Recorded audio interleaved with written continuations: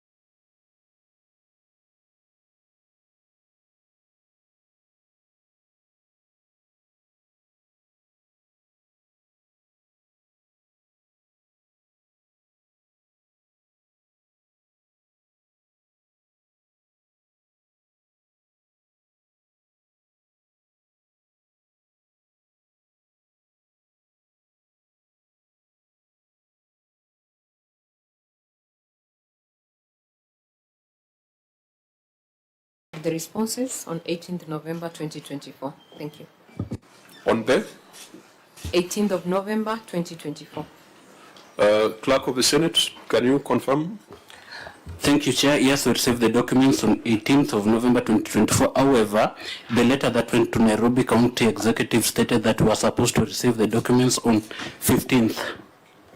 So it was outside the set timelines. Okay, Auditor General, if you received the responses on 18th, have you been able to review? Okay. Thank you, Chair. No, Chair, we've not been able to review. We did not have adequate time. Thank you. Governor, what is the cause of that misalignment? Chair, the 15th, if I'm not wrong, was a Friday. And it was out of time. They received it on the Monday. So either way, 16th and 17th was the weekend. It was after 5 p.m. That's why they received it on the next available business hour on Monday for my signature. But the documents had been ready. Has there been any conversation or meeting between the OAG and your officers to go through this report? I can have the Auditor General? respond. No, Chair, there hasn't been. Thank you.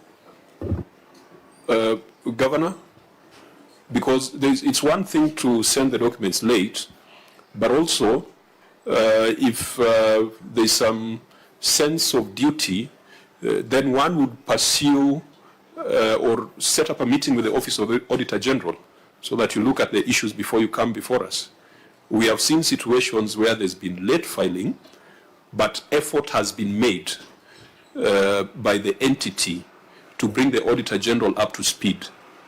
So that then mitigates the issue of timelines. Chair, we discussed with the Office of the OAG concerning these issues, and also got guidance from them concerning the areas that we may have missed leading to the report. On which date was that meeting? This was over 3 weeks ago, Chair. No, but what the governor has come to present before the Senate, when it was sent to the Auditor General on the 18th, was there any follow-up meeting between you and the Office of the Auditor General? Chair, we followed up. Unfortunately, the persons who are auditing Nairobi City County also had a meeting, for example, yesterday in Parliament, and so they told us that we could not be able to get that meeting. I think their tight schedule is what may have caused us not to be able to have that meeting. Chief Officer, we might put you on oath because we are dealing with very, very important issues. So you cannot be mixing things and saying everything without addressing the issue. OAG, was there any meeting between you and Nairobi City County? There was none, Chair. Thank you. So, Governor, we have a report here. It was filed outside time, but even if you are to ignore that, we have a report where there's been no agreement between your officers and the Office of the Auditor General. What that means is that we are going to spend the next 3 hours fighting over the accuracy, integrity of the appendices and annexures that have been brought before us. Because having looked at the exhibits before us, quite a number of records brought as evidence are extracts from the systems. Mm-hmm. So we would not tell whether it was from an Excel spreadsheet on someone's laptop or it was derived direct from the system. Unless OAG you have a means of establishing that. No, Chair. We were to involve a system auditor to be able to verify the accuracy of the information. Thank you. Governor? Chair, this submission is 1 day late. No. We leave alone the lateness. Yeah. I think I am willing to put that aside. Yeah. We're very happy, Chair, to go over the issues and then listen to whatever clarifications they would need over time.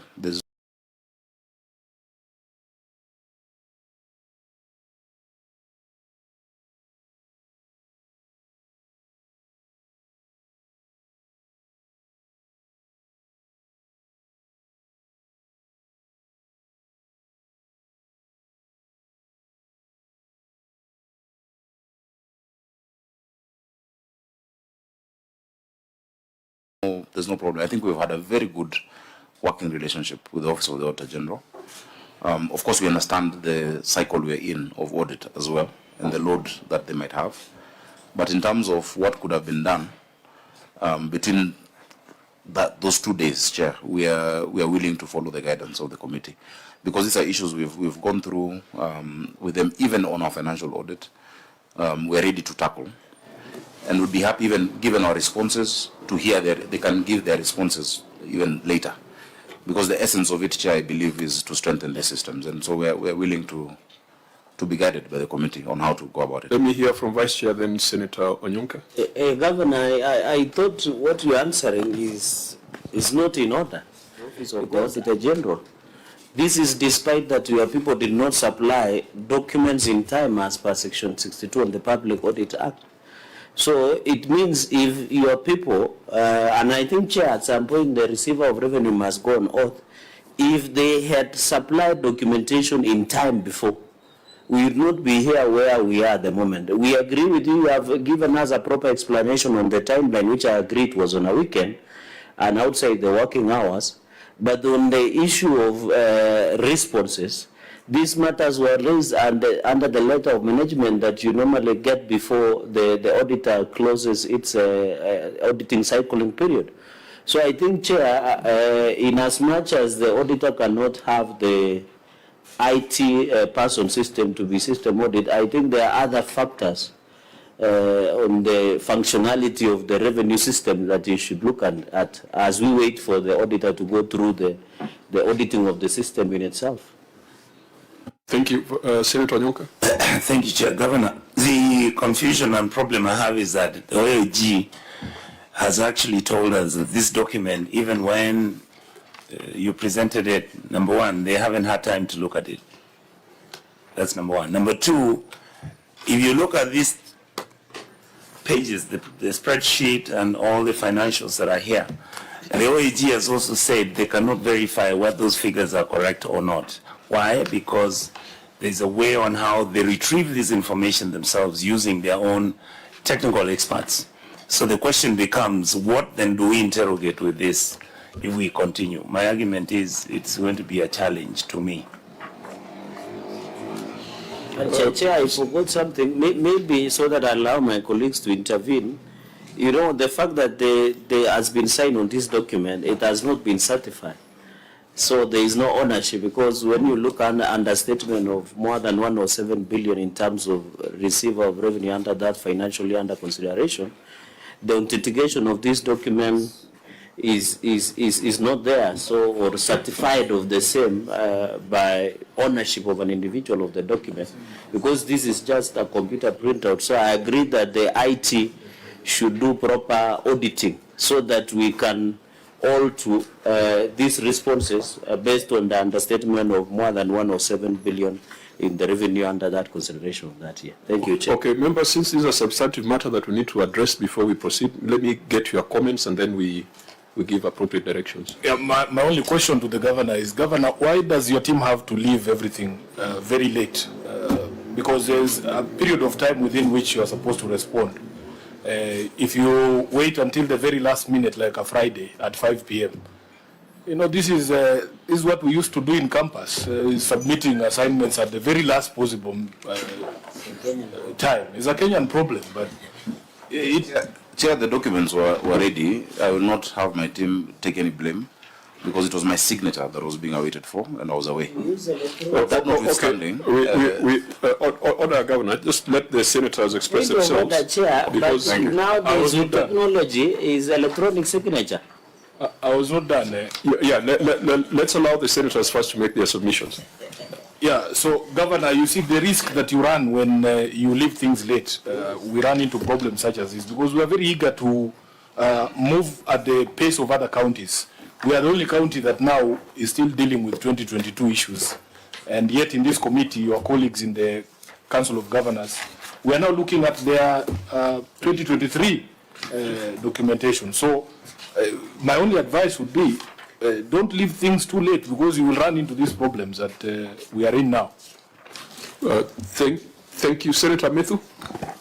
Mine actually would be looking at the way forward, Honorable Chairman, because however much we argue on which date the documents came in, the Auditor General has the cover that I didn't receive the documents 7 days or in 7 days, so I've not been able to look at these documents. If we were to then progress and look at these two reports, I don't know how then the Auditor General will be able to help this committee, because he or she has not looked at these documents. So in every query that the Auditor General has raised, they have not seen the response, the management response from the county government. They have not seen the documents that have been adduced as evidence. So unless we will be verifying the documents ourselves without the help of the Auditor General, the Auditor General will not be able to help. And even if we attempt to do this, to look at this particular report of 2022 and 2023, we shall be stuck at some point and know it, Honorable Chairman, because the way we do it, we ask the Auditor General, have you been satisfied with the documents that have been provided? Because one, the documents are too bulky for the committee to look at one by one. So we only look at the matters that are outstanding. So in this case, then every matter will be seen to be outstanding, because the Auditor General cannot confirm the accuracy and validity of the documents that have been adduced as evidence. So I don't know, Chair, whether there is a way we would be able to look at this financial year or the response from the governor with the knowledge that the Auditor General has already acceded that he has not been able to ascertain and look at the documents. I don't think we can be able to proceed. Thank you. Senator Dulo. Chair, for the purpose of way forward, I think we have had this discussion earlier, and the auditors have raised the challenges they have faced as far as this document is concerned. And again, the governor has agreed also the delay on the report. So my way forward is, as we have agreed, maybe we should allow the auditors more time to audit the submissions done, and then we can actually look at the system as we have agreed earlier. Thank you. Thank you. Governor, maybe, let's hear from you, Governor, before we take up. Chair, I want to understand the presumption that if the Auditor General got the document 1 day earlier, would they have been ready? Because it's 1 day. It cannot be that everything has not been done and 1 day would be magic. And if that is the case, we'd be very willing and comfortable then to come after 1 day, because that is the only difference of time. You know, it's not like it's a week or 2 weeks, it's just 1 day. Between Friday 5 p.m. and Monday is 1 day. Governor, let's not take that direction. So I'm just asking, I want to understand whether even within the time that they've looked at it, there are some material things. You know, we need to be pragmatic. If there's something that, Governor, what I want to hear from you is your proposal on the way forward. Okay, my proposal is this, Chairman, and I'm very happy that you're very experienced members on your left and right, including my good senator. We've provided 2022 and 2023 the responses, and there are also additional questions that were raised that are of here and now, issues that can sort out our city. We have additionally asks from the Senate, because even today, even right now as you're speaking, revenue is being collected, and we have targets, and we know how we can surpass it, on top of having hit, record highs this past financial year. I would suggest, Chair, humbly, that we can go over those issues that were not possibly, explicitly raised in the report, but in your supplementary questions. And then the written responses from what we've provided, we can be able to address once they have that extra day to look at it, Chair. That's, if we're to be pragmatic, that would be my proposal, Chair, kindly. Okay, thank you. Auditor General, you're on the ground right now. Yes, Chair. So you're carrying out the audit on the receivable revenue statement for 2023-2024. Yes, Chair. How far have you gone with that exercise? We are almost concluding, so we exit on Tuesday. You're doing the exit meeting on Tuesday. Yes, please. How are you addressing the prior year matters in this audit that is ongoing? We have incorporated them in the current year. So we have the systems, the ones that require system verification. We have a system auditor who is still on the ground, supposed to verify the status. Is it possible that the issues that were raised in these 2 prior years can also be consolidated in the audit and the reports that you are preparing right now? Yes, Chair, possible. Is that neat and procedural? Yes, please. So, since the Auditor General is in Nairobi City County right now, going through the report of the receiver of revenue, exiting on Tuesday, and you are required to present that report to Parliament by 31st of December, I think to avoid a protracted argument here on timelines and readiness, we would then direct that these responses that have been brought before us form part of the ongoing audit, so that the report that will be generated by the Auditor General for the financial year 2023-2024 will be sufficiently detailed to capture the issues that had been raised in prior years. I think that that allows us to be current. It allows us to deal with contemporary issues, but without losing track of issues of the past. Mark? Yes, Chair. That's the position, because if you look at those 2 reports, they had adverse and disclaimer opinions, which means most of these issues had not been addressed and therefore will be factored in the current year audit going on. Thank you, Chair. Senator Onyuka? Chair, my only suggestion is that you don't forget to include in the analysis the issue of transition. Yes, there were supplementary questions, yes, which I think the supplementary questions we must deal with. Okay. Because they also capture issues of transition. Much obliged. Okay. Chair, I think also to mark that you capture in your prior year the specifics, especially on this issue of revenue, so that it is not captured in one line the way you do in your reports, but be specific on this as you exit on Tuesday, capture on prior year matters, specifically on this issue of revenue. Since you are saying you are yet to have a view of auditing the revenue system of Nairobi City County. Thank you, Chair. And indeed, we had previously directed or requested the Office of the Auditor General to do a system audit on revenue in Nairobi. And I know that because of resource limitations, the proposal was that could be done in the year-end audit. So we are expecting a very detailed report from the Office of the Auditor General in terms of revenue. It will not just be a report with the usual bookkeeping issues, I think it needs to be a very detailed analysis of revenue systems. In fact, if there can be a separate systems report, because a systems audit is different from a financial statement audit, we are expecting that the Office of the Auditor General is going to bring to Parliament by 31st of December a financial statement audit report and a systems audit report. The request on systems audit was made almost 1 year ago. And I know that the Auditor General indicated that there were some constraints in terms of resources. This time, we expect to get that report. Chair, maybe a way out so that because we don't have a view of the system audit. One is the inquiry into the matter, possibly through special audit or forensic audit, because looking at the years, because the years of disclaimer and adverse and understatement of 107 billion, it would be better to do it through an inquiry.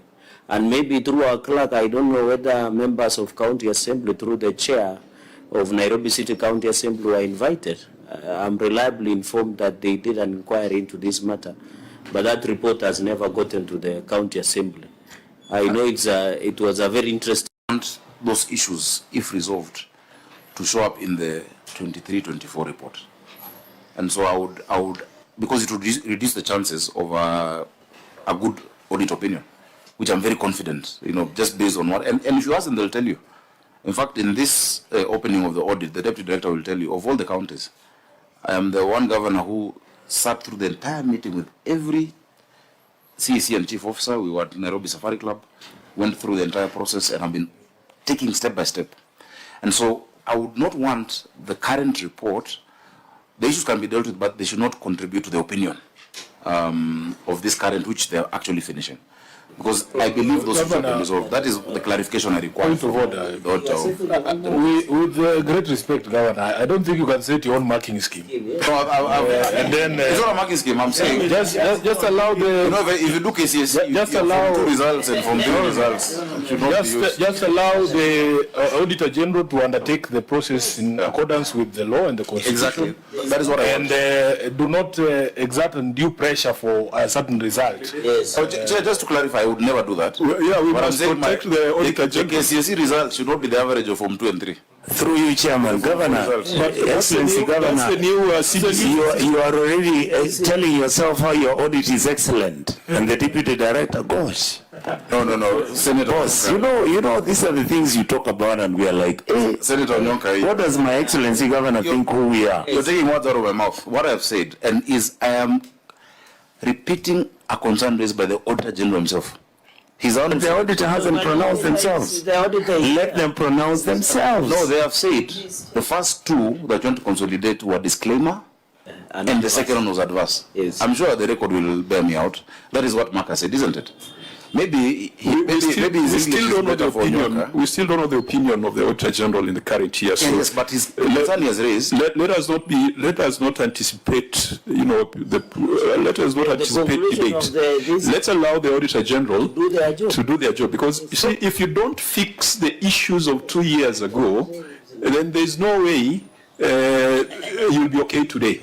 If you don't fix the numbers, I think you don't understand 2 years ago. I don't think you've gotten what I was saying. No, I've heard you. I understand you. And what Mark said also. That you would wish to link the two. Unfortunately, there is prior year issues which accounts for the opinion of the auditor in the current year. So what you need to do, if what you have brought to the Senate was in answer to the issues that were raised by the Auditor General, then just sit with the Auditor General, satisfy the Auditor General that those gaps have been closed, and if those gaps have not been closed, then just allow the Auditor General to report to the Senate on their findings. Chair, I don't want to determine the outcome.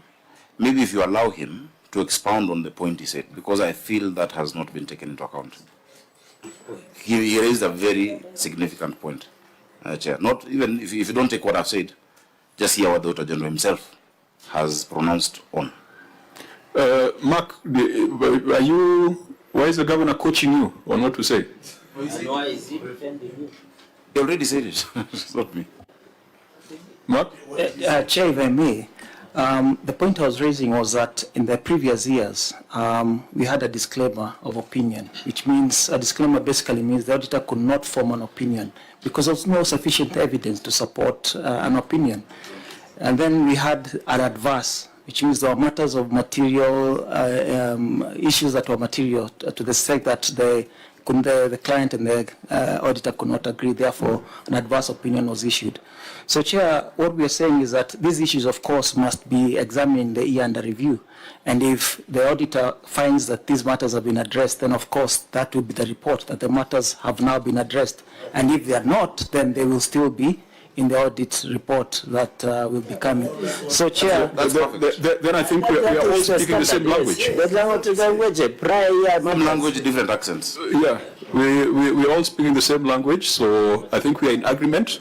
So, but there are the supplementary questions which I believe we need to go through to understand the systems environment at Nairobi City County. So I think even for purposes of the media, we are saying that we now want to deal with a comprehensive, current and up-to-date report on revenue systems and revenue collection in Nairobi City County. And because the audit is currently ongoing, the Auditor General is on the ground. The Auditor General will be exiting on Tuesday. We are directing that the Auditor General considers and consolidates the issues before us in that report so that by 31st of December, the Senate will be dealing with current contemporary issues and current successes in Nairobi City County. I think that would be fairer to the people of Nairobi rather than spending a lot of time to discuss 2021, 2022, and yet, even as we speak, Nairobians are paying for parking, Nairobians are paying for business permits. I think they'll be much more interested in how that money is being accounted for now and how it is being reported. So we could then, unless there's a preliminary observation, Kerich, your mic is on. You want to say something? No, sorry, Chair. Yeah, because we have sometimes when CECs want the mic, we give them. In the case of Machakos, the county attorney took the mic and said very bad things about the governor. So if you want the mic, I'll give you. Does anyone want the mic? I doubt. Senator Sifuna. Honorable Chair and Honorable Governor, there is a small message that I have for you this morning from the people of Kamkunji. I was in Kitui village, Honorable Chair, in the morning. We had a fire incident there on Wednesday, and we lost about 7 people. And over 100 people were affected as well. And Governor, when I was there are a few things that I was requested to bring to your attention. First of all is the state of Muratina Road from the junction of General Waruinge at the Pumwani Maternity Hospital all the way down to Lamu Road. What are you hearing from the people at Kura about the state of that road? Because it is in terrible shape, and I've seen it myself. Just a few weeks ago, I think a few days ago, one of the local media stations actually ran an expose or a story on the state of roads in Nairobi. And whereas we might understand the situation in Kilimani and parts of Alingam because of the heavy construction equipment that is always on those roads, maybe you could update the people of Nairobi on the state of that road called Muratina Road. Secondly, Governor, I'm sure your team was there because I was told the firefighting team on this specific occasion did not do very badly. The words that were used by the people of Kamkunji was that they didn't do too badly. So please don't substitute the words with your own. But Governor, when I was there today, this morning, raw sewage is flowing into people's homes. I don't know if it has been brought to the attention of your teams and what they are doing about it. Lastly, Governor, we had a conversation with you here after the heavy rains. I think that was the last time you appeared here. You remember the case of the bridges that were swept away. And I think, if I'm not wrong, and you can jog my memory, you had told us that you're going to prioritize reconstruction of those bridges. The people there told me that that has not been done. So maybe you can address those issues just for the comfort of the people of Nairobi and then we can delve into the main issues today. I thank you, Honorable Chair. Okay, since that's a topical matter, perhaps I can allow a maximum of 5 minutes for the Governor to respond or for any supplementary questions. Governor? Chair, while that may not be the subject matter today on this audit, I think it's a good opportunity to respond.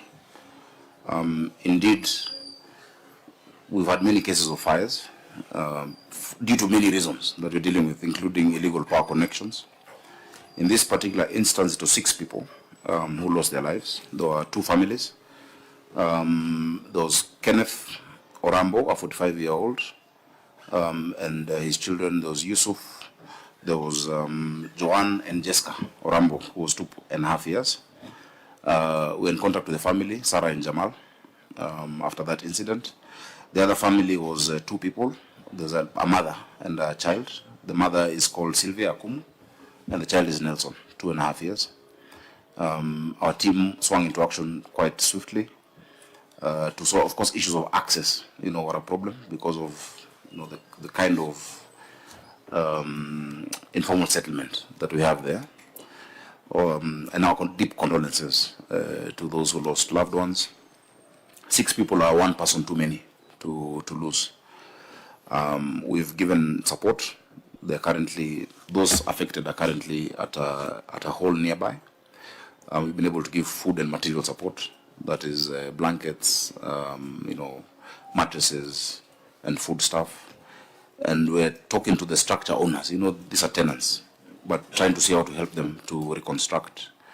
And even with more training of, fast response, because in as much as the nearest station would take them 8 or so minutes and they were there in less than 15, the first responders normally are the young people around there, and we have a program of training young people across the city to be able to respond quickly.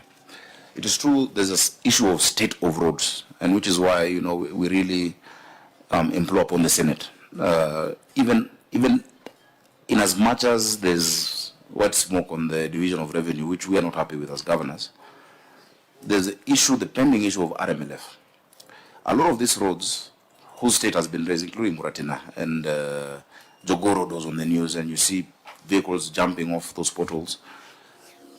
People are not able to distinguish whose responsibility it is, because those are national roads under Kura. You find that when RMLF, which is a tax levied on everyone who uses fuel, the money is disbursed only to the national government, then counties are not able to maintain roads. Now, when you give this to members of parliament, for instance, which they do through KERA, we have Kenya rural roads doing roads in Nairobi, and this is an urban city. The prioritization of those roads is political. And so there is no MP who will put money on Jogo Road, because there are no votes there. They'll go put money, the MP for Westlands, for instance, will do Kangemi, he will not do Westlands Shopping Center. The MP for the Great North will not touch Yaya Center or Agwins Kodek, they'll go to Kawangware.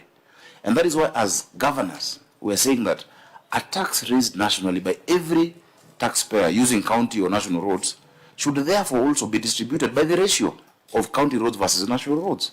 And the county roads are actually more than national roads. Some of the roads we've been able to do, including in Isili, Waudo Street and a number of the avenues, was because we were able to get stuck RMLF from 2019 when we got into office, around 900 million or so that had been stuck during the previous regime because they diverted funds. I was able to get them and do many of the roads. If you go now to every ward in Nairobi, there are road projects going on through what we call our ward-based projects. We focus projects in every ward. The highest allocation previously, Senator, was 200 million in 2017-18. When I got into office the first year, we did 735 million worth of those roads. And this last year, we've done 950 million worth of those roads. So those are roads which are internal. Fortunately for us, Section 6 of the Urban Areas and Cities Act talks about infrastructure in the capital city and the need for a special arrangement between the national and county government. And we've been able to sit down with the national government and said, look, we need to prioritize certain roads, some which are under your purview, and extra support for those under our purview due to lack of the RMLF. And we've agreed on an initial 4 to 5 billion shillings that begins this December and in January. So that we can sort out those. There's the Chanias and the ones up market, but also down there. Remember there was around 2.1 billion worth of NMS, projects that were stalled.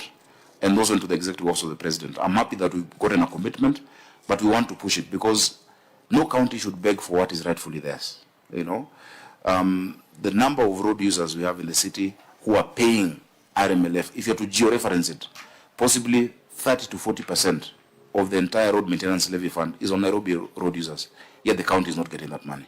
So Senator Sifuna, I'll look at the specific one, but I know that is part of the roads on our list that we're pushing to be done. As recently as actually this Monday, I sat with the CS Davis Schucher, Kura Director General, Kenha as well. We've seen the mess here on Uhuru Highway and under the expressway. They did the road up there. Below it looks like a war zone. A contract was awarded. The people of Kangemi want the bridge to cross over to the other side of, Loresho and Kibagare. There's a 3 billion pending bill there. So if you look at what and I would be very happy to furnish the Senate with the details, coming to around 11.2 or so billion shillings to just sort out the capital must look like the capital. We lost many trees during construction of the expressway. We used to have beautiful boulevards of Jacaranda. We want to restore those and also walkways, non-motorized transport using high-performance concrete. So I'll be very happy to come to this committee or to the roads committee to express that the Senate must fight for counties. Counties don't want, that money is ring-fenced for infrastructure. If you allocate it politically through members of parliament, you will never sort out linkages between constituencies, which is the matter that we're dealing with. So finally, we're checking, we have the contact persons in Majengo. I spoke to the member of parliament, Honorable Yusuf, the area MCA, Honorable Irungu. We are working closely with them, with our disaster team, because also what we do is post-disaster psychosocial support to the affected families. So I think. Thank you, Governor. The question of the sewage and the bridges. Yeah, the bridges we constructed, the ones which had been targeted during that last flooding, were 17 bridges. Mainly, the worst affected place was along Madare River. Huruma Hospital Ward, coming up to Mabatini, Ngumba Bridge. We did a bridge in Odhiruru Mitu. We did bridges in Kibra constituency. And so I can furnish the committee that list. At that point, there was no bridge targeted at Kitui village. But closer by there's a Kiambu Bridge, the two bridges. One crosses over to KCC. Another one crosses over to the other side of Mukuru. We raised the level of those bridges. They're higher because of the rising water level. Now what we're doing as well is, because the riparian was secured after that, unfortunately there was a silver lining that 30 meters on both sides got secured. We are really pushing, of course, for the settlement and compensation and prioritization of those affected, especially in Madare and Ruaraka constituency, but of course Mukuru as well, in the affordable housing. But the Greenway project that we're doing now with the Rivers Commission includes us as Nairobi County doing 54 kilometers of trunk sewers along the river, starting in Nairobi River, which is 27 kilometers. The kind of sewer, because a lot of what goes in is from connections of people who have nowhere else to connect their sewer. 1.8 by 2 meter diameter will last us another 40 years for the city. And so we're happy that we have that opportunity now to sort out a long problem. Remember, the challenge in the city comes from a colonial history. Nairobi is known as a land of rivers. Most cities, the frontage is the rivers. We have Nairobi River, Ngong and Madare. But what happened? Point of order, Chair. Governor, because we don't want to take up the entire meeting with our issues that are outside the mandate of this committee, perhaps just address the flowing sewage today. At that particular site, your people have been there at Kitui village. It is flowing into people's houses. I've seen it myself. You just direct your officers to be able to deal with that issue by today. Yeah, I'll confirm that because I've not gotten that specific report. But what I was generally saying is that there's now been an injection of funds to Nairobi Water and Sewerage Company to sort out many of those problems of all infrastructure. If you look at, as I conclude, Nairobi, CBD, and Ngara, Pangani, Isili, the sewerage infrastructure for solid waste was set up pre-independence. It's very old infrastructure for a smaller population. We now have AFD bank support we have French Development, that's French Development Agency and Africa Development Bank, sorting out the lateral connections to that trunk that I'm mentioning. So because there's also, a river passing there, they will be part of that program.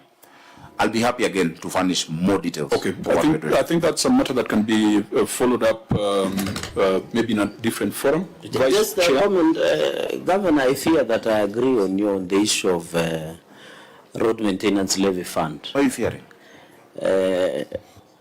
That is a story for another day. But the point I wanted to make and agree with your senator is on the issue of road maintenance levy fund. I think it is the right of the counties, and I'm reliably informed that you have a matter in court. That 10 billion should be given to counties.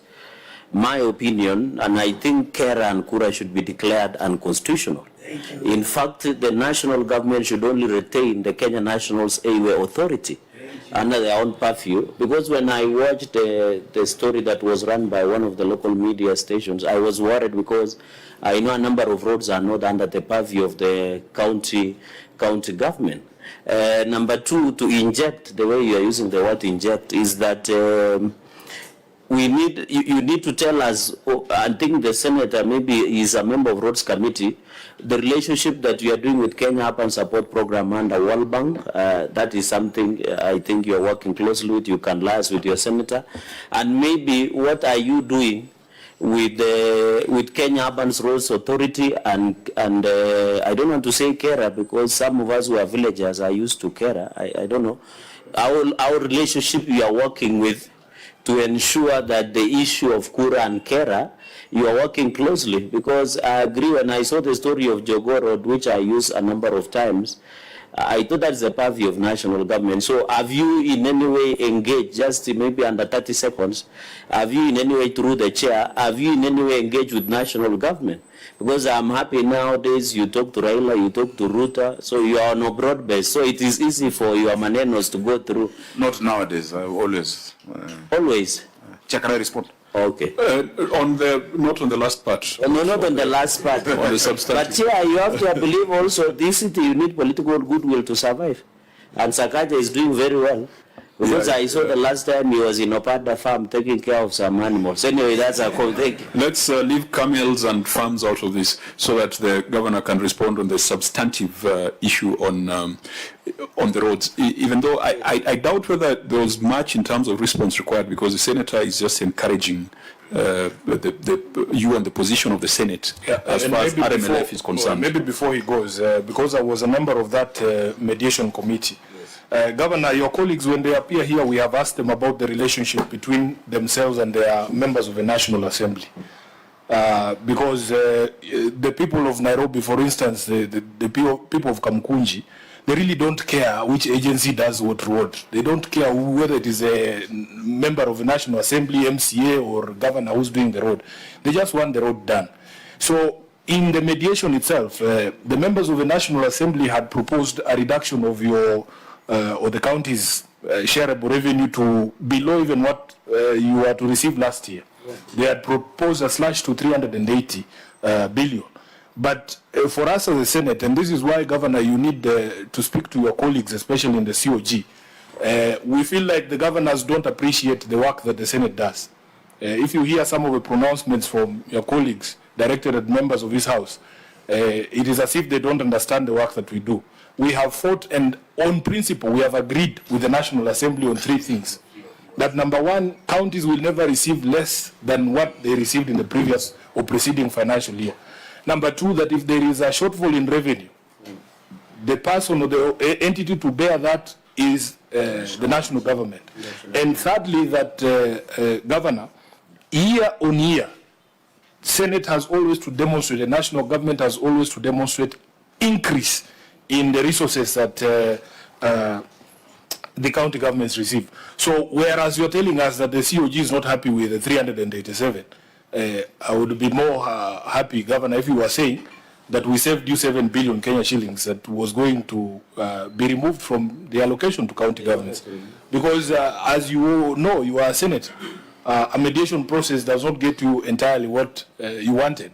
And I was getting a bit concerned because your colleagues were threatening to shut down counties, including some from my own political party, and I didn't understand why they were crying like that instead of allowing the Senate to conclude that process.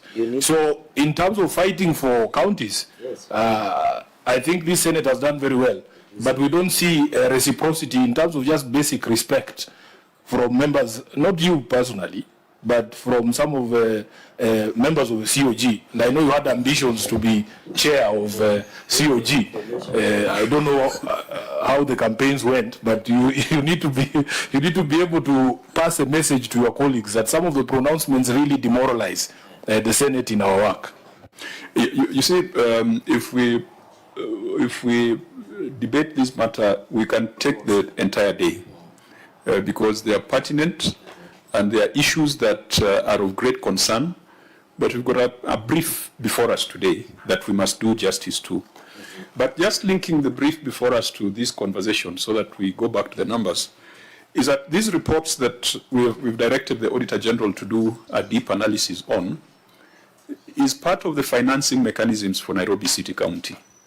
For the financial year ended 30th June 2023, you had reported a collection of 10.5 billion Kenya shillings as per the report of the receiver of revenue. Now 10.5 billion means that on average you're collecting 29 million per day. 29 million per day. Every single hour you're collecting 1.2 million. So the 1 hour that we have spent here, Nairobi has collected about 1.2 million and about 20,000 per minute.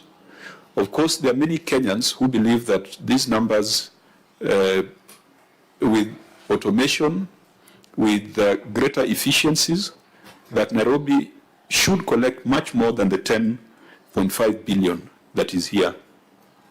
You are complaining about the revision of revenue, which we all share, that the 387 billion is not sufficient to support even the basic operations of counties when you think about the non-discretionary expenditure that has been loaded to county governments.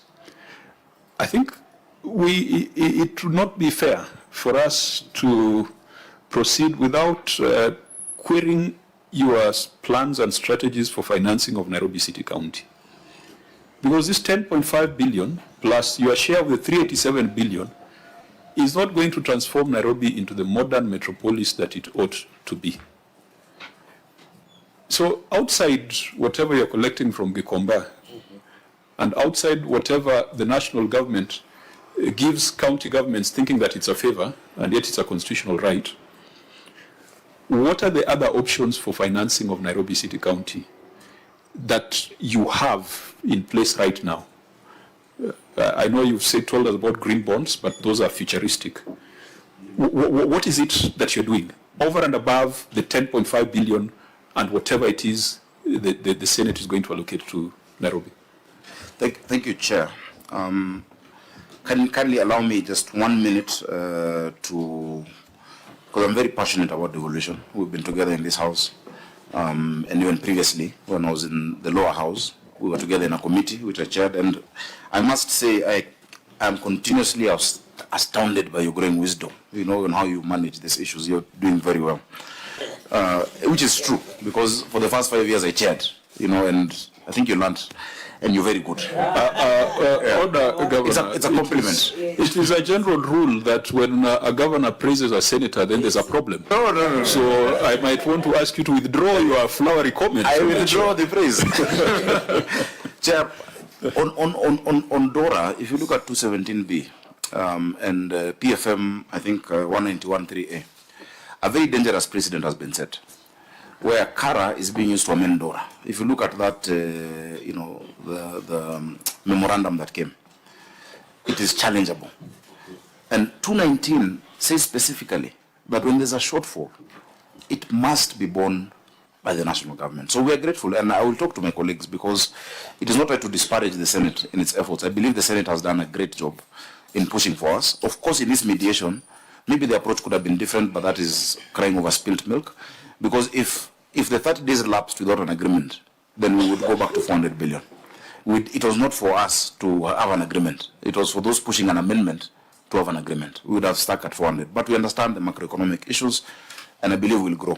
The point you've raised is very important, as I now move to what you've asked. Devolution, and I will also table to you a publication I did in 2010 with the International Commission of Jurists on the fiscal and operational framework for fiscal decentralization. You know, the operational and legal framework for it. There are 4 principles, but we only focus on one as counties, and sometimes even as Senate. The first one, of course, devolution is based on the principle of subsidiarity. Yeah, that a service is best offered at the lowest level compatible with the benefit of that service. The first thing you look at is what are the constitutional responsibilities of each level. So that is the expenditure responsibility. That is in the 4th schedule, and that is costing of functions. The second principle you then look at is then what are the revenue raising measures. That is chapter 12 of the Constitution. That we cannot deal with income tax and such. Last year we did the historical high of 12.8 billion. A county should be able to discount the present value of that amount for the next 10-15 years to get close to 400 billion. If you want to do serious infrastructural interventions in this city to make it the world-class capital, it should be. Because we will talk about flooding, about drainage, about BRT, about mass transit. Unless you get 200, 300 billion at a go, then the governor is a glorified cashier, paying salaries, and collecting garbage, which is not even efficient, if you do it in that way. And so I would want to invite the Senate, and even through our committee in COG of Budget and Finance, to actually have a critical analysis of subnational financing, because it would not work the way we're going. We have put in place certain measures, which I'm very happy to report on today. And these measures have led us to raising the highest amount of revenue in the history of devolution at 12.8, which is the current report that is being looked at. We've used the same even for our water company. Senator Osoti's committee will be looking into that, because we made them go beyond the ceiling they had of 8 billion, and they raised 10.5 billion Nairobi Water, which is more than many counties raised. Actually, possibly 10 to 13 counties combined, in terms of collections, reducing non-revenue water. How we've done that, if you allow me to go into the specific examples. Governor, I appreciate that, and actually my query was over and above the 12 billions, the 10.5 billions. Yeah. From Onkara, you expect to get how much?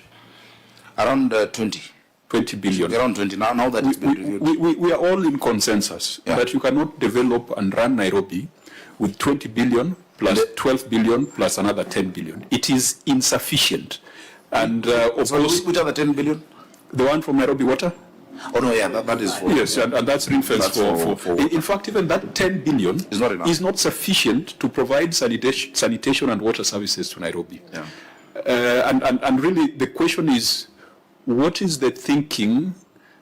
Because the Urban Areas and Cities Act requires that there should be specific financing for cities. But it does not come through DORA. You have to go and negotiate a deal before Treasury. I don't know who you've been talking to acquire the additional 4 billion. Why can't we institutionalize that conversation so that it is not a begging mission by the governor of Nairobi to the national government? How can we help you to institutionalize it and to ring-fence it? Because the money you have is not enough. Chair and Governor, you can take this together. There's something Senator Cherargei said about your friendships. At least I know that one of your friends, my party leader, has taken a position on division of revenue. Yes. All those things you are saying, when you discuss with your party leader, what does he say about your views? Because at least mine is clear on how much money should come to the counties. I just want to know, what does he say about some of the things you're saying? And number two, we have had a conversation in this city about the money that is owed by national government institutions through unpaid rates to the Nairobi City County. Again, I want to understand, when you have those conversations with your party leader, who's the head of state, what is his position on these things? Or should we wait until your other friend becomes the head of state so that these things can be done? I thought we were keen on institutionalizing the conversations rather than basing it on friendship. On a more substantive issue, Governor has alluded to that in the history of devolution, I don't know whether within Nairobi City County or across the country, he has collected at 12.8 billion. Yes. In comparison to what? Because, you know, when he says what is the target and the revenue potential, I don't know whether Dahir, you can tell us what is the revenue potential, or Salatu is here, the revenue potential of Nairobi City County, because what Governor is collecting of 12.8 billion is that the auditor does not have the view of the system in itself. And maybe Governor can be gracious as he is today and smiley today, is that he should tell us how much under Nairobi Metropolitan Services, and he cannot run away from this because he was the area senator, and then how much were they collecting comparison to 12.8 billion that we are talking about? Thank you, Chair. Yeah, and I think, Governor, it's also fair when you congratulate yourself on 12.8.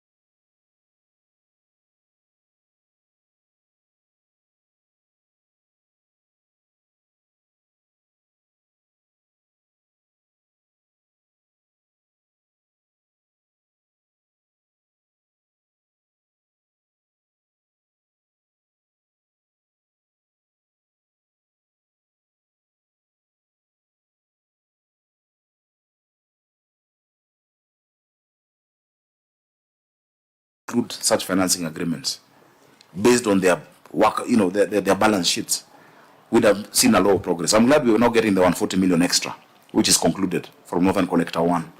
Remember, Nairobi receives 525 million liters daily. We need 900. So we've just bridged the deficit a bit by 140 million. Areas like Karen, like Reruta, Ngando, which had never been getting water. I know we'll commission soon the pipes at Embakasi Garrison going down into Mihango and Utawala. Will change lives of many Nairobians. Those who get water twice will get thrice. But Chair, coming back to... Yes, make it very brief. Senator Cherargei says we are now sounding like we are doing a state of the county address. No, so just answering questions. I'll give you about 3 minutes to wind up so that we come back to the agenda. Chair, the Senator for Nairobi, my friend Senator Sifuna, has asked a critical question on the philosophy of devolution of certain individuals in our country. I want to say that never before has the capital gotten support in terms of sitting down together, thinking through the problems. I know that the support Governor Kidero didn't get, Governor Sonko didn't get, possibly didn't ask for, but he didn't get that. But the President has created an atmosphere where we can sit down and say, look, we need to sort out the city. If you look at the investment going into the river regeneration project, which is under a commission that we jointly set up. You know, we have representatives of Nairobi there. And recently Bishop Wanjiru went there. Which someone was doing a comparative analysis talking about similar projects, but I think it was in London at the Thames. Yeah. It was headed by an engineer. Yours is headed by an evangelist. Let me not say too much about the individual. But you know, baptism happens around rivers, so you... Oh my goodness. But if you look at that plan, and it will really excite you as a Nairobian, because you have an inverted city. The rivers were hidden. If you look at the 1926 master plan of the city and 48, the settlers wanted the higher areas. And so they created what they called a buffer zone, which became the slums. That's when there's floods. It's affecting Kibra, Mukuru, Madare, Huruma, all of those. Now that is going to change. But close to 70 billion shillings has been secured by the national government to support that work, plus what Nairobi Water is going to do. So, yes, the President is in full support to the capital. I think he said it as recently as Sunday. And this framework that we're working on with the Minister for Roads, that they would then inject in the beginning 4 billion, the total cost is 11 billion, I think is an example of that kind of support. I can only speak about that kind of support to Nairobi because I can see it, and I feel it. The number of, I think we're the only county that has had a joint cabinet meeting of my cabinet and the national government sitting across the table, the president chairing that side, the governor of Nairobi on this side, saying what do we need to do for the capital. Because you must realize, in as much as it says the capital city shall be governed like any other county, that because it's the seat of the national government and also a diplomatic, this is the only UN headquarter in the global south, then special arrangements need to be done. So I hope I've answered Senator Sifuna in terms of the personal philosophy of the head of state when it comes to devolution in Nairobi County. Senator Nyuka? Governor, you sure you'll do those things? Lazima work. We have to. Okay, I'll check on you next year. We have to do it because I'll come back to the people of Nairobi. Well, for it to work, you need what we call means of implementation, and resources are extremely important, financial and human resource. Yes. Some of these things you're talking about, Nairobi River, you could be innovative and seek climate financing. You see, the definition of climate finance could include when you have to raise a bridge because there's rising water in the rivers. That qualifies for climate finance. Yes. And I think the team you assemble around you should not just be thinking of how to use Kanjos to collect more, but to look at some of those global funds that have been established. I agree. The Green Climate Fund, GCF, when we're in Baku, they're having quiet conversations. They're thinking of setting up their regional headquarters in Nairobi. Wonderful. The Global Center on Adaptation, during the Africa Climate Summit, they declared they're going to set up their headquarters in Nairobi. So Nairobi is not just a UN headquarter, but it could be the climate headquarter for this region. For the world. So those are innovative areas that you guys must think through. But please, our job is not just to fight with you over cents and coins in your revenue systems. Our job is to enable you to deliver, to put in place proper institutional frameworks for delivery.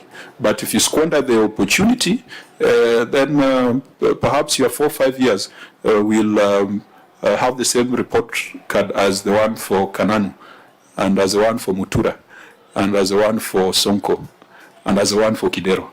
Chair, I share in your skepticism, and I'm sure the governor knows me well to be a proper cynic. We don't like stories in Nairobi as well. We just want to see output. So you are saying the philosophy is positive from those heading the executive. I would expect that if that was the case, there are 100 million shillings million US dollars that is stuck in Nairobi in the treasury for the water project.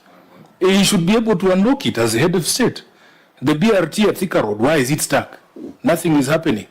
The compensation for the people who are evicted for the Nairobi River, you're talking about billions of shillings. They were promised only, I think it was 10,000 shillings each. They have not seen that money.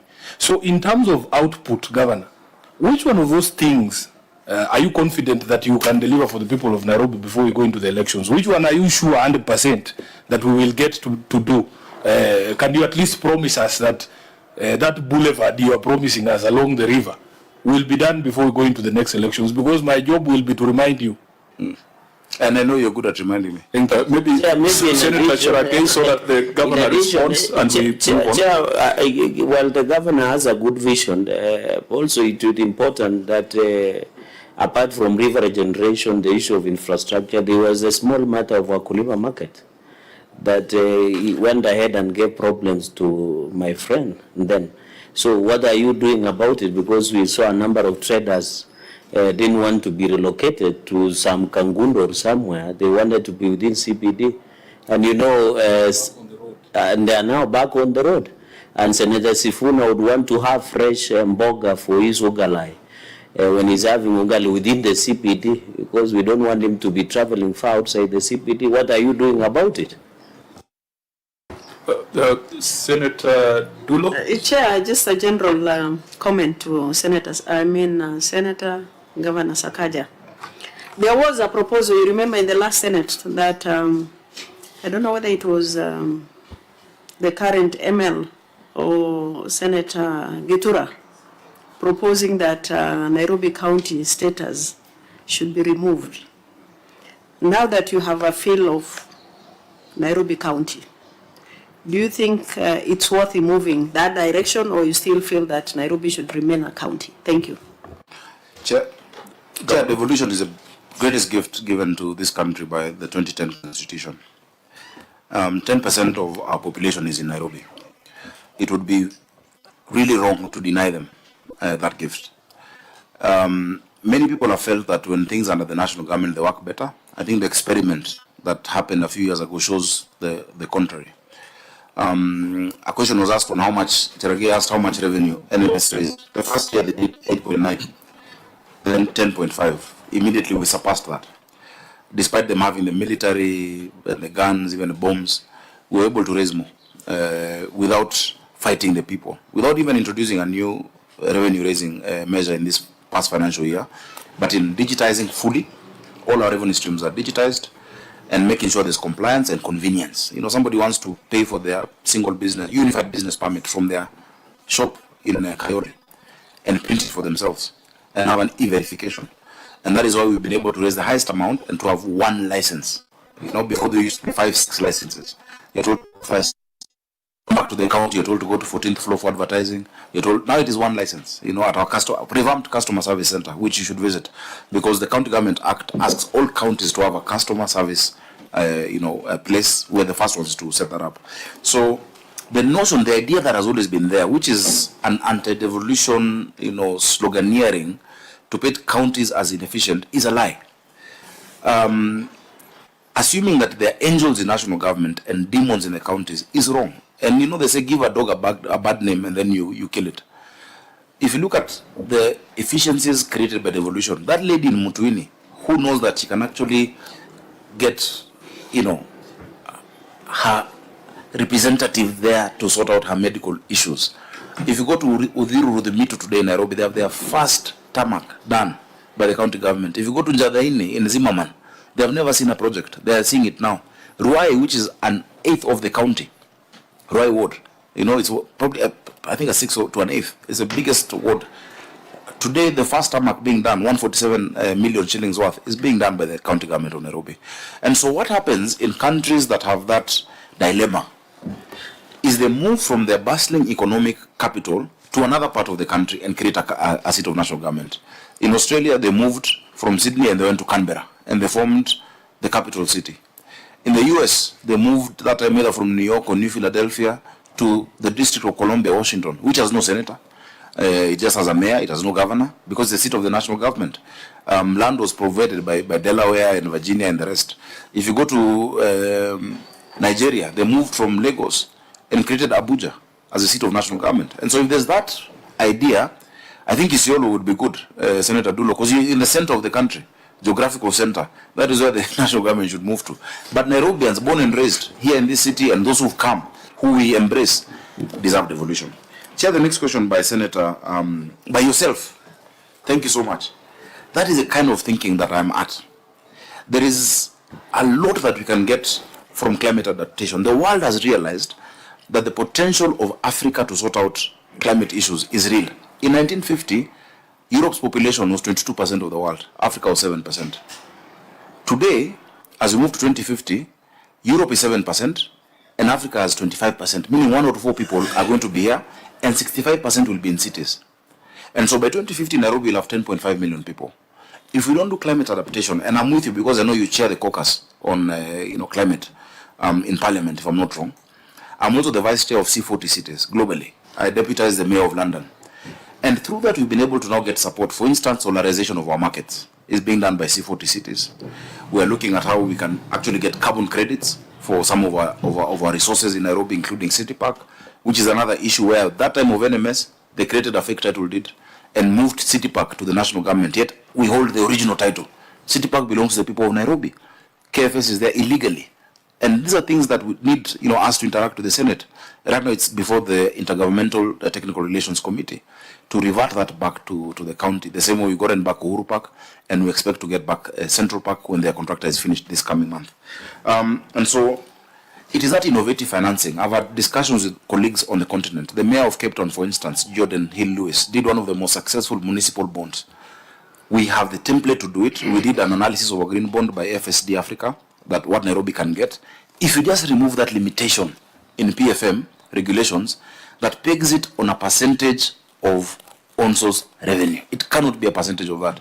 It must be how much you know in 10 years you'll get for sure, front-loading it, so that you can do that heavy infrastructural work, Chair. I think the final one was from Senator Gerard Gay about Wakulima market. And I'm sorry for whoever your friend you're referring to, I don't know, who ran into some headwinds. Chair, one of the things we said we will do is create order in this city, because the city needs order. We're building 20 markets. The markets that have excess people will have to work within their limits. It is true at that point, the political atmosphere had been muddied because we had agreed with the market traders.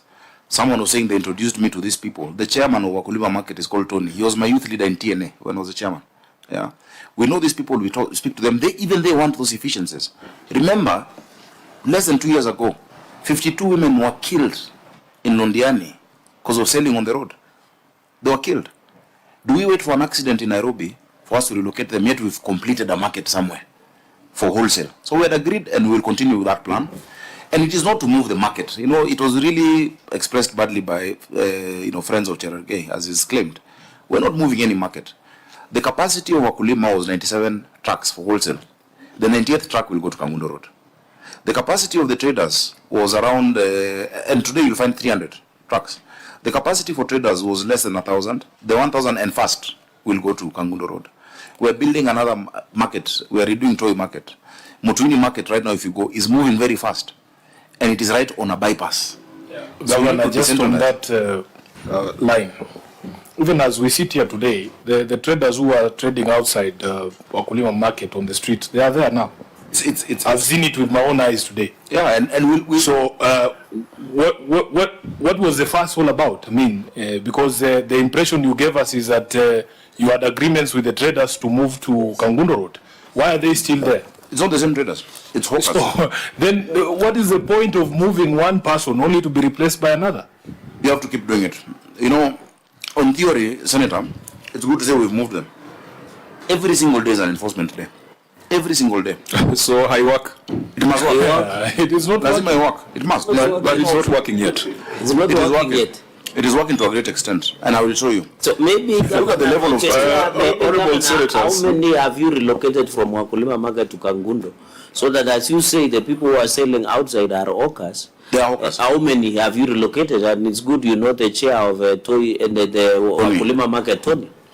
I think it would be beneficial for the actual committee to look into those details. Which actual committee? You have a committee on trade, don't you?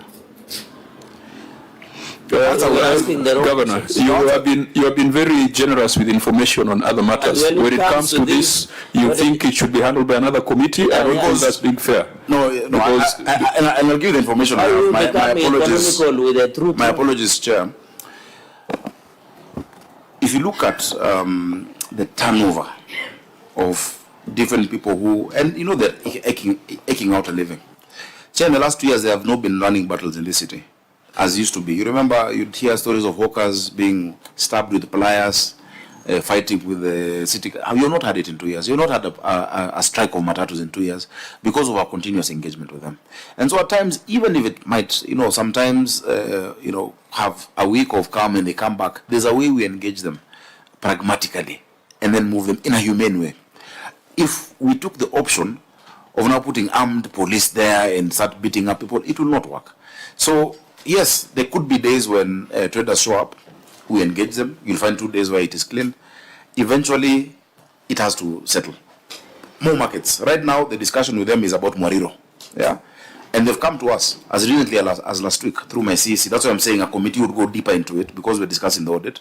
Through my CEC just allow me to finish. Yeah. Through the CEC of markets, asking that yes, if you can give us space outside the market, the parking area at Mwariro, then we'd be happy to move from there. We want them then, okay, we agree, maybe for some of you, Kangundo is too far, come to Mwariro. It is a continuous engagement. It is not black and white, start and stop. Theoretically it is, but practically when you're actually in there, it doesn't work that way. We started off very well. It's like a visit to the doctors, and you need to be very clear about your symptoms so that we know what you're suffering from and prescribe the proper medicine.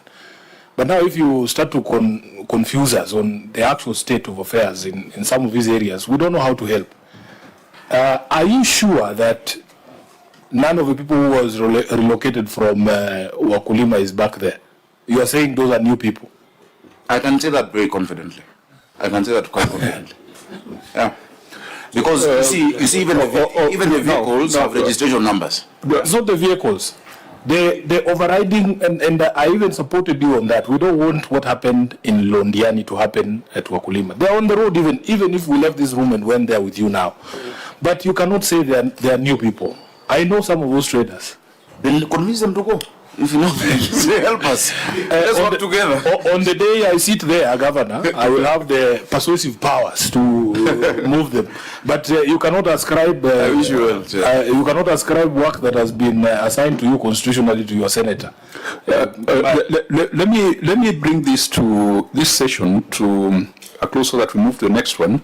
Yeah. But it is our view that just by looking at financial statements is not sufficient oversight over Nairobi. Yes. And just as the way we are saying, we need to have different arrangements for cities in everything. Even we cannot take the approach I take for oversight of Homa Bay cannot be the same approach I take for Nairobi. And so that's why all these comments coming from senators, they are extremely valid and they are within the mandate of this committee. And members, I think Nairobi being just a stone throw away, in the next session, we probably need to be more on the ground. Because instead of talking about Wakulima in a boardroom, all we need to do is to go there. Instead of talking about the rivers, all we need is to go there. Chair, I have a personal frustration in this committee where I feel that Nairobi doesn't appear as often as other governors. I've seen some governors here more than enough times. And the reason why all these issues build up is because I don't feel like we have enough sessions with Nairobi. So even from your chair, I think you need to give us more time with the Nairobi County government. And lastly, just because he has brought up markets, there was an issue, Governor, we raised with you about Kahawa West Market, where your people allowed stalls to be built outside the gate of the market. And you had given us an assurance that those stalls will be removed. Have those stalls been removed? No. And they won't be removed, Senator. What we found when we looked into it, there had been extensive public participation with the people of the market. And there's new construction going on. What they've agreed to do is to do differentiation of what is sold at the stalls, so that you don't have the same product in the market being sold outside the stall. And I'll be very happy to furnish you with the public participation report there. I understand, I know you went there, I know the issues I know the chair of that market and the MCA and whatnot, but they'd actually done that participation, because I looked into it. I really, just like every other ward, it's a ward very close to my heart, and I've looked into it. Pragmatically, we don't have enough trading spaces for all our people. Even with the new construction, which is going on right now, if you go to see, that even won't be enough. So long as there's differentiation, because you don't want people selling outside the market what is inside the market. No one will go inside the market, and so you'll kill your own market where you're putting money to. So work with me to make sure that we do that differentiation properly. So I'll be happy to see the report. If you are telling me that the traders inside agreed to that, I'll be happy to see that report. Okay. Well, we will share that. Yeah, I think Nairobi is a complex organization. You are thinking about hawkers, you're thinking about markets, you're thinking about green bonds, you're thinking about BRT, no matter water. So you went for the job, you left us here in Parliament. We will put you under pressure to perform.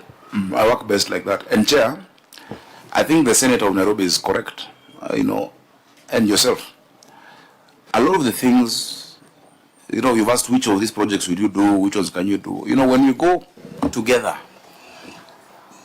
to a house in Ngando that has never received water, and you open the tap, that is audit. If we go together to Kiumbuini in Westlands and talk to a child who's never, been to school every day of the week because of hunger, and now they're eating every day, we're feeding 316,000 children daily at 5 shillings. That is audit. You know, it look better than the documents. If we go out there to see what this revenue we're raising and that we've increased is doing on the ground. So I'm very happy and open to that. You know, when you go to Pumwani and see the first ICU there, Mama Lucy, see the NICU at Mbagathi, see what is happening in Mutwini, where for the first time, people are being referred from private facilities to a public facility because of the machinery. And one of the questions actually, Senator Sifuna, when visited us with the health committee, said there's no X-ray. And I put that CEO to task because what he had been telling you could possibly was not reflective. Today, go there. It is amazing. So oversight builds institutions. And I am a believer in oversight. I've been a senator longer than I've been a governor. So Chair, I'm very open to that. I think finally, on the questions that had been... that's a final response, then we go to the report. Finally, on the questions that have been asked, 2020-21, which is when NMS just took over, was 10. 21-22 was 8.9. Then when we came, 10.5 billion, which was the second highest in the history of devolution in Nairobi, because the other higher one was 2015-16, when we did regularization, was 10.5, and the last one is 12.8 billion, which in the last few days, we were targeting 13 billion, but the last few days, you remember, that was June, and you know what was happening towards the end of June. With a lot of the protests within the city, we had a sharp decline in our revenue collection due to the protests at that time. The potential of Nairobi is extremely high. And I'll give you an example. And I need your help as a Senate. What's the figure for the potential? For 67 billion. Yeah, that is according to World Bank, to the CRA. They talk about 67. I think so this is just about 25% of that potential. And I think it is much higher. The target we put, for instance, annually is our own target. You know, when you say we want to do 20 billion, we believe that with measures and everything held constant, we can get to 20 billion. And I'll give you an example without specifying the current transaction. It might jeopardize it. One of the regularizations we're currently doing in Nairobi, in part of Eastlands, just one scheme with 20,000 settlers is going to give us 7 billion at a go in the next few days if we conclude. You know, right now they're conducting an aerial survey. People had settled in. It was privately owned. They have built buildings without approvals of the county government. We've said for each and every approved subdivision, because we have to approve the subdivision. But that's a windfall, because you won't get it in the subsequent year.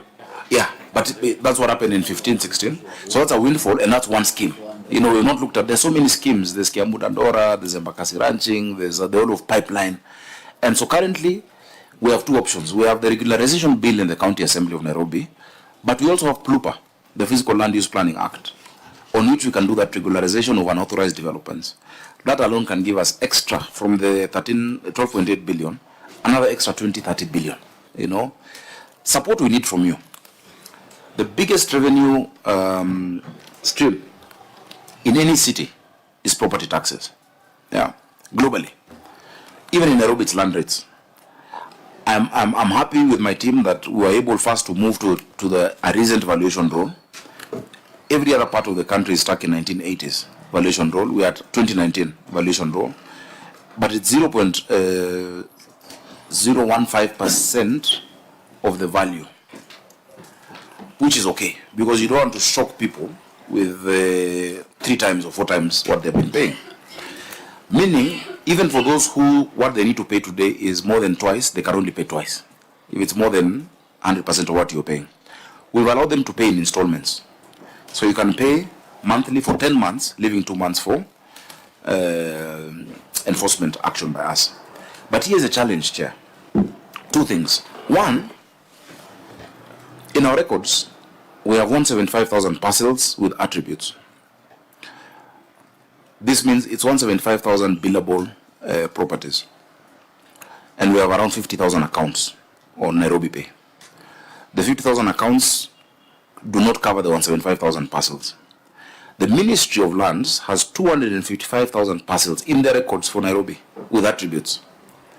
We have been working to get this data, but it's been almost elusive to get it.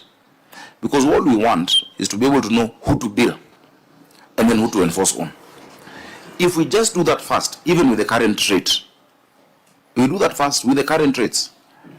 Then what we get from property taxes is going to more than double, because you're talking about 50,000 accounts. Very few people have more than one parcel, you know.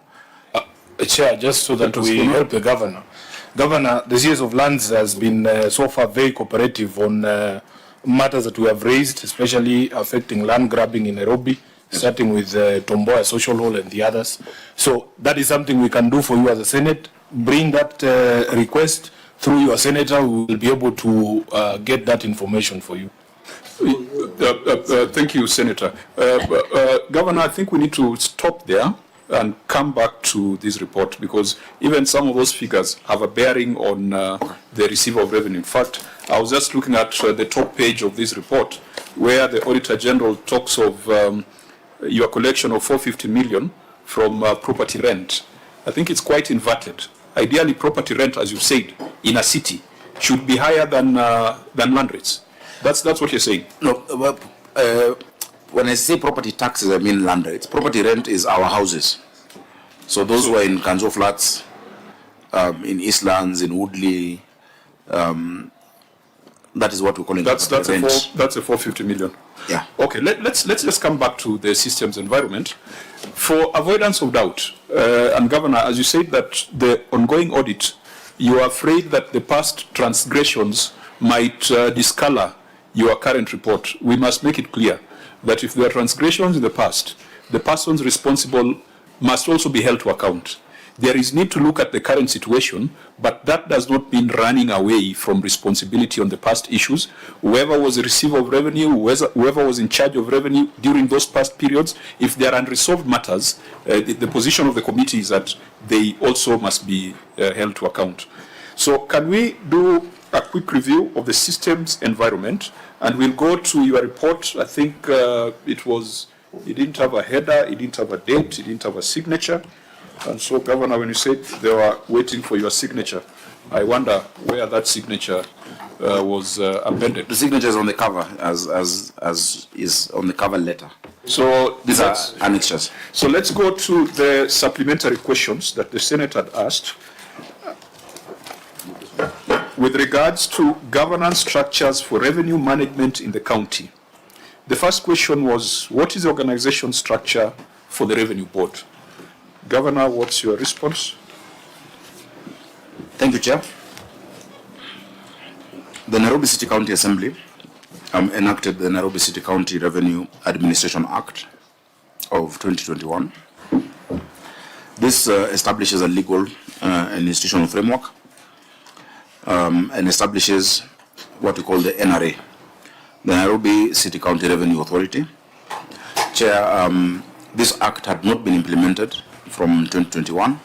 When I became the governor of Nairobi, I moved quickly to implement this act by setting up the Revenue Authority, which is headquartered at CBK Pension Towers. We have a fully fledged board chaired by one Andrew Chege, who is an expert in taxation, has worked at KRA for a long time. He is part of those who innovated iTax and other innovations on technology. It has a full board which represents different parts of society, including residents, including business community. The vice chair is in the Chamber of Commerce. So we have the organizational structure that I have attached. We have the interim CEO, Dr. Ntoiti, who is here with us. He's the interim CEO of the Nairobi Revenue Authority. He's been the CEO of Meru Revenue Authority. But before that, he was a player we loaned to Meru. He used to be in Nairobi. But because he comes from there and the governor then wanted homegrown talent, he was on loan for a few years and came back. But he's a great expert in revenue. Why is he still interim? He was interim there in Meru. No, he introduced himself as interim. He's Director of Revenue in Nairobi County Government, but interim CEO at the Revenue Authority. The board is undertaking recruitment for substantive CEO. And so we've seconded him to the authority, while just to help them, get the administration moving. But the board, according to the Revenue Act, the Revenue Administration Act, are the ones to recruit. Currently, there's a tender If you look at the public procurement portal, tender 148, on request for proposal of recruitment consultancy services for position of Chief Executive Officer, Revenue Administration for Nairobi Revenue Authority. That one is currently on the portal. We can share the reference for that, Chair. So that's still live? It is live as we speak. Okay, we proceed then to the number of employees deployed in revenue collection. So currently there's 1,298 staff who are deployed for revenue collection. The staff, the list of all of them, their IPPD numbers and their workstations are attached.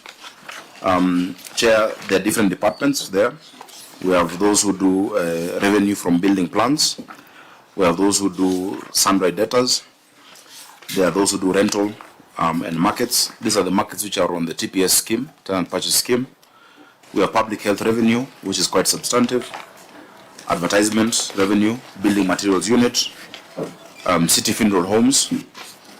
We have now revenue officers in all our hospitals and proper, finance structure. You remember there had been an issue in auditing of level 5, level 4 hospitals, which are led now by CEOs, which was also an intervention we brought in. We have the DCU, which is the enforcement unit. We have rates, and part of what we want to do in enhancing revenue is actually making rates a fully fledged department, property tax, as is the case. We've benchmarked cities across the world. You have it fully fledged. You have what we call the, tax bargaining, so that you can actually establish the correct value of taxation to be paid.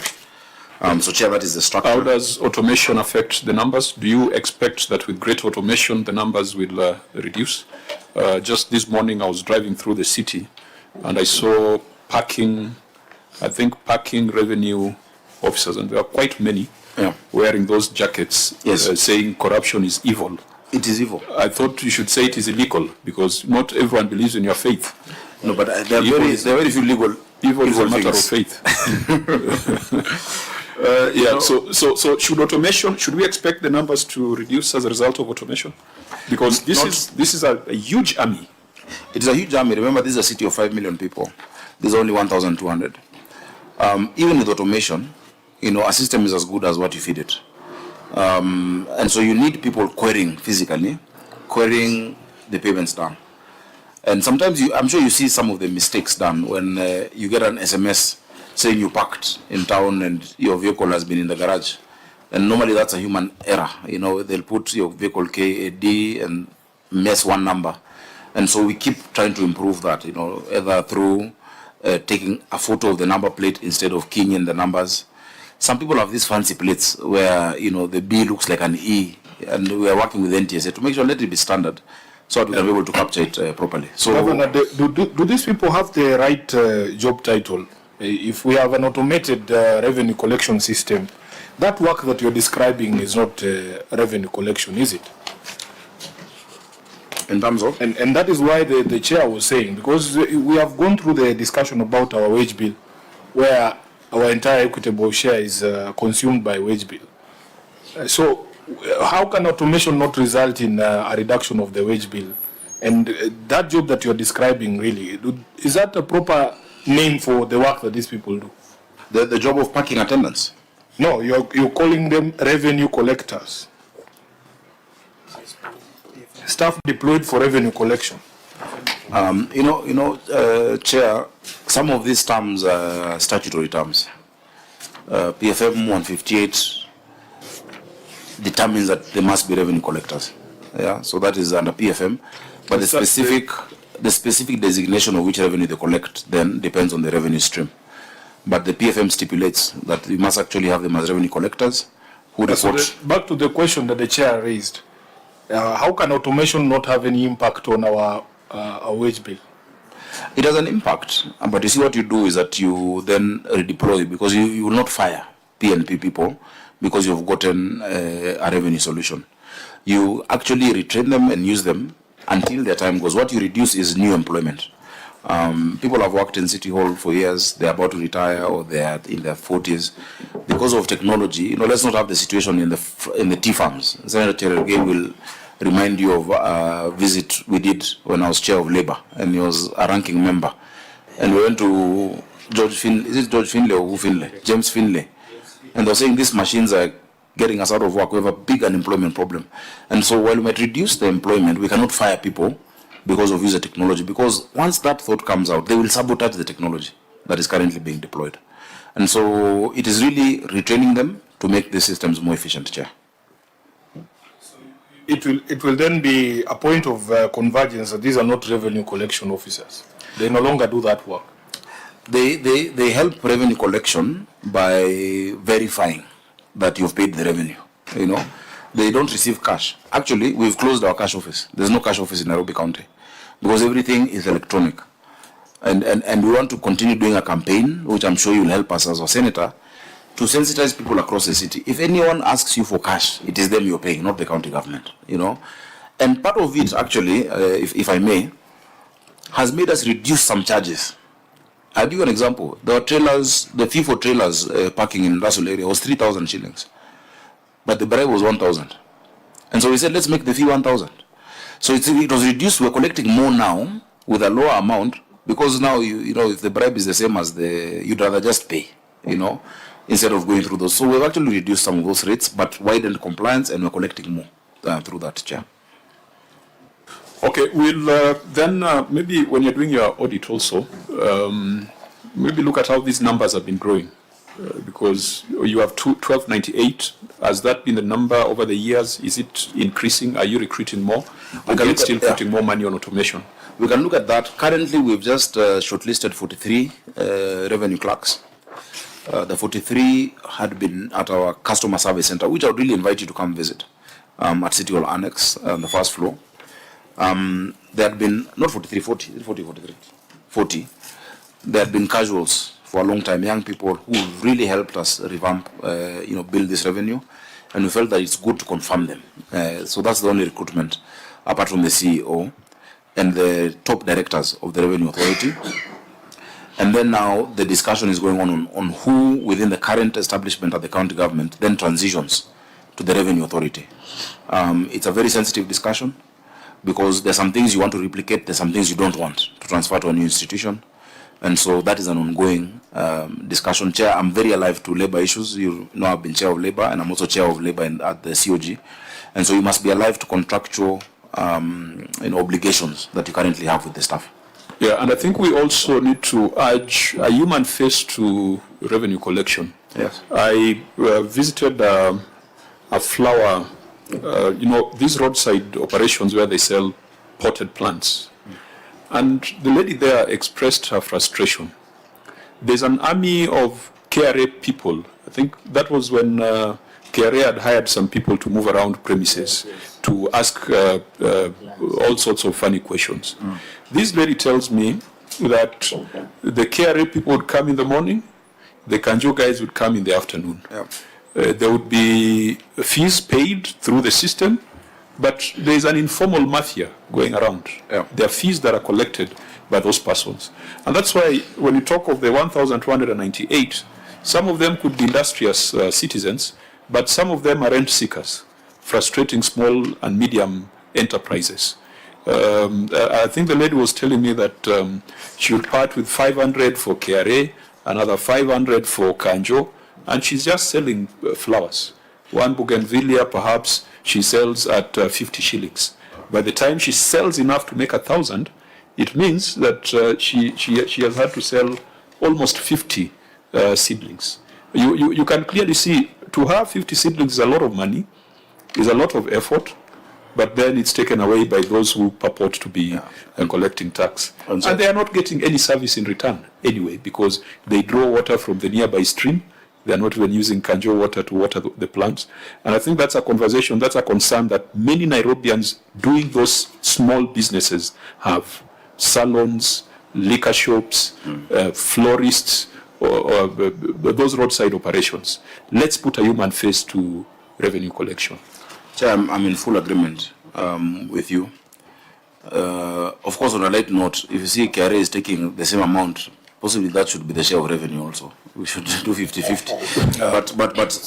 But seriously, it is the reason why we even published in the newspapers who the inspection officers are. Before, what you'd have, and we're really moving away from it, in the morning somebody will come to look at your single business permit. In the afternoon, someone comes from City Hall saying, I'm looking at fire. Tomorrow, somebody comes, pest control. The next day, somebody else comes on advertising. And we said that there's only going to be one inspection team.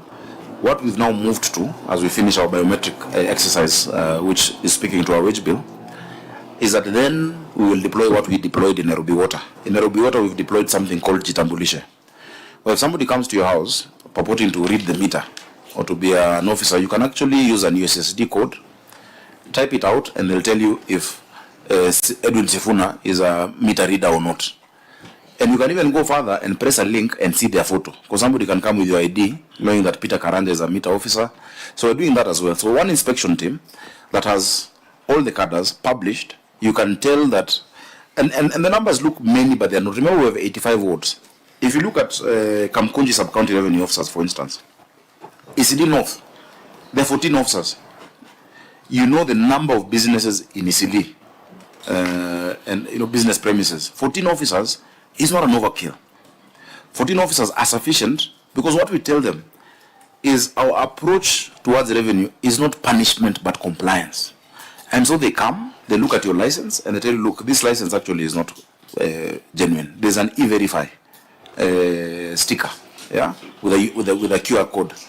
And then they walk you through with our compliance application how to get the proper license. And that is why today, if you look at the city court, the numbers are much less than used to be. City court used to be like remand of industrial area. Of course, it is not perfect. We're continuously improving it because you'll find one or two rotten eggs, and that's why we want to deploy a system where Nairobians can actually tell us. That's what I wanted to go to, Governor. Yeah. In other jurisdictions, we have departments of internal affairs, yes, where members of the public can report this thing. And it is sometimes the situation on the ground, as they say, is totally different. The sort of friendliness that is required from those officers for you to even check their identification is sometimes not always there. Yeah. And it is very easy to theorize and say you can ask them, like the way they tell Kenyans, you can ask a police officer to show you his identification or force number. But on ground, by the time you are checking, you are in the back of that. Mariam. Yes, you said you cleared all the old ones. Now we have new prison buses. Mm. You know, Chair, the Nairobian of today is defined in a positive way. They don't take. I love how you see Nairobians recording people doing the wrong thing. And you see, as we develop this, I would want Nairobians to be able to show us that officer. There are many masquerading as our county officers, and that's why I want my officers to be fully, recognizable and identifiable, so that if you have a record on video, there's something I'm working on in our finance bill, in our finance act, which turns all Nairobians into inspectors. So any Nairobian can actually record an intervention of the law and help us even verify. If you find this one is fake and you report it, split the fine with them. That if you have to pay 10,000 for the license and the fine is 5,000, take 2,500 and give us 2,500. It's something we're working on. Because compliance is for the benefit of all of us. If people are jumping traffic lights, the inconvenience is not to the governor. It is to you in traffic. You should be able to also record and help us nab that person. So, culture change, organizational change in terms of values is a process. It doesn't happen in a day or in a year. But many will tell you that the officers have become a bit friendlier. And those rogue ones, I want to know them because they're giving us a bad face. They don't look like what we want to give Nairobians. Our second principle is dignity. Chair. Yeah, I think as Senator Sifuna says, on the ground things are different. So those were the governance arrangements. We have seen the appointment letters for the receiver of revenue and the list of the revenue collectors. The second supplementary question was on the information systems used in revenue collection. Now, you listed in the responses before us live forms, which you have indicated is no longer in use. You listed the second system after live forms was Jumbo Pay. Is Jumbo Pay still in use? No. The third system you listed was Revenue Sure. Is Revenue Sure still in use? No. And then the fourth system you listed was Nairobi Pay System.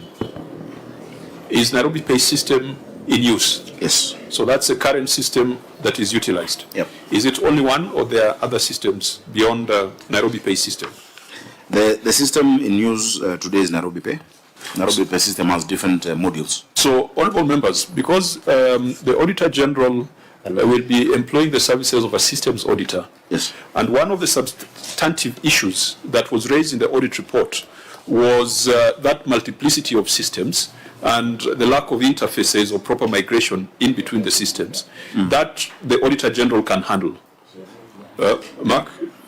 Yes, Chair. We have a specialized department that deals with the information systems audit. Thank you, Chair. So if that is the case, could we just go through the system currently in use? Yes. So that the Auditor General can then interrogate the other aspects of data migration, other aspects of integrity of systems, other aspects of integrity of data in those systems, so that we deal with the system that is currently in use in Nairobi. If that is a consensus, then let's look at your responses on Nairobi Pay System. Who is the developer of this system? Governor? Thank you. The responses are as I've given. The developer of the system, or rather the system vendor, is the national government through the Ministry of ICT and Digital Economy. Under what framework was this done? Because we know that the National Treasury has been struggling to come up with an integrated county revenue management system. And so why would the National Treasury be pursuing that?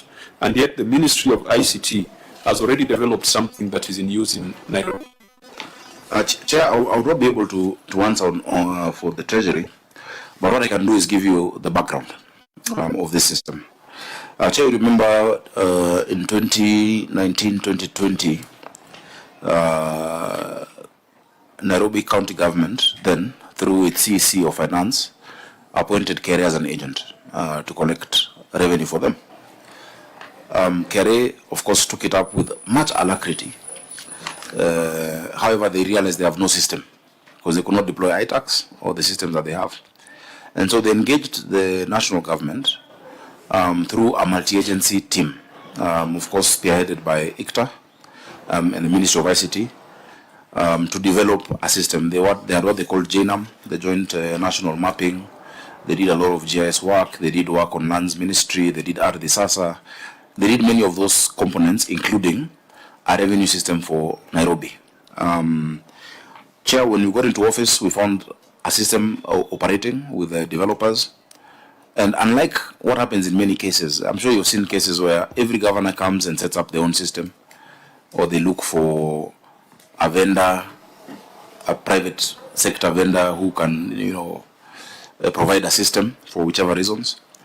Chair, we said, if it's not broken, don't fix it, let's make it better. And so we adopted the system, but we said, number one, the capacity must be within the county government. We must host this system, and we must be able to give full instructions that we no longer have an agent collecting on our behalf. We are collecting it with our staff. For transition and for ease of, because revenue is two things, Chair. Revenue collection is systems and operations. Systems include technology and devices, and gadgets, what you use to query the vehicles. It includes interconnections between NTSA to tell us the number plate, KRA to tell us the PIN, all of that. That is the system work. Operations are the cadences you set, that every morning at this time, officers will go to this road, query vehicles, land people will go to this estate, look at LR numbers, etc. And so I wrote to the Ministry of Finance directly to KRA, asking for the secondment of 9 officers who had been process champions in the revenue streams to come and shepherd that transition back into the city. If you did a hard stop completely, we would have lost a lot of time and money. And that is what possibly allowed us to continue growing our revenues. So what we're currently doing, Chair, because it is the architecture of the system is software as a service. I'm the one actually who came up with the name Nairobi Pay and Nairobi Plan. It was more or less nameless. I think they call it Taifa Pay at some point. There was no brand. And you know, when you're selling a solution to the public, you know, you need to brand it. The user interface must be easy.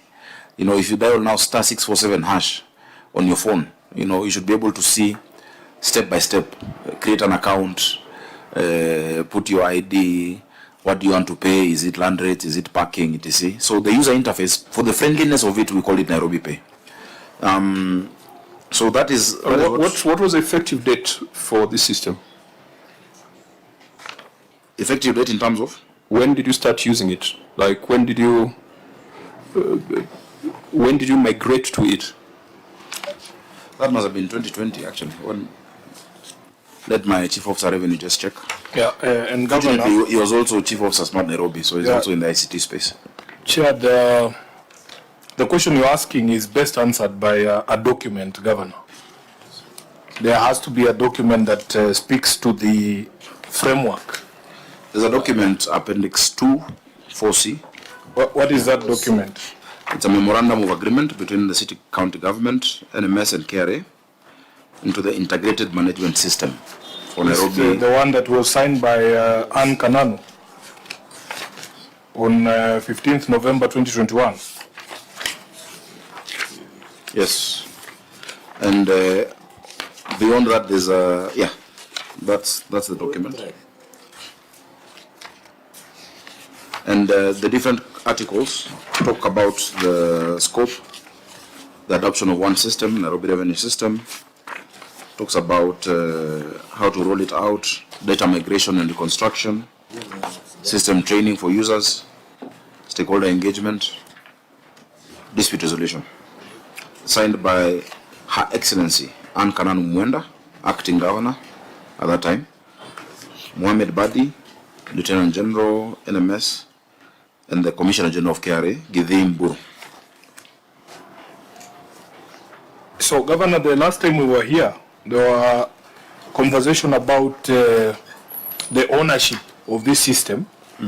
And I think your answer then was that it is fully owned by the county government. Yes, Chair, at that time the discussions were that it's our system. We own it, that's why we're not paying anyone for it. We're not paying any commission, any development fee, because the thinking at that point was, government is government, so let's support the county of Nairobi, and that is why I answered as much, in as much as the support framework and the memorandum had been between those three entities. You realize one of the entities it does not exist anymore, which is the NMS. It is just us and KRA no longer collect for us. Part of what we've been migrating actually has been accounts which have the KRA title in terms of the collection accounts. So, Governor, this is a very interesting agreement because it doesn't specify the duties, responsibilities, rights of any of the parties there. Why are these parties, why was this agreement even necessary? Because it doesn't speak to any of the duties, responsibilities. Is it the whole thing? Because I can see only 3 pages. And that's the 2021 agreement. You remember that all of us were against this. Because against this at that time, when I was in the Senate. Because of those very reasons. And which is why if you look after that, we have what we call the technical support framework in my time. Put down on the 16th of March this year. That actually looks at the specific roles, maintenance, performance improvement, removing outdated functions, system hosting. This is more specific in terms of what the county's roles are and what the ministry's roles are. It is signed by our county secretary, our chief officer, Smart Nairobi, who is here. He's now Chief Officer Revenue, and the ICT authority. So we want to retain Governor, software if you look at that document, there are pages that are missing, at least from my bundle. The even numbered pages are not here. It must be a printing issue. Just that is correct, because from page 3 of 9 we go to page 5 of 9. And then page 7 of 9. Apologies, that must be a printing error. We'll avail each and we every need to page. get this complete document, because this is extremely useful for our work. Yes. Why should the Treasury be talking of developing another system when the Ministry of ICT already has a system that is supporting the biggest county in the country? And it's not for you to answer, as you had said at the beginning, but we'd really want to understand what the Ministry of ICT is offering Nairobi to guide us, whether this then ought to be the solution that could be standardized and rolled out to the other county governments. In fact, Governor, for the few pages that are here are worrying me even more.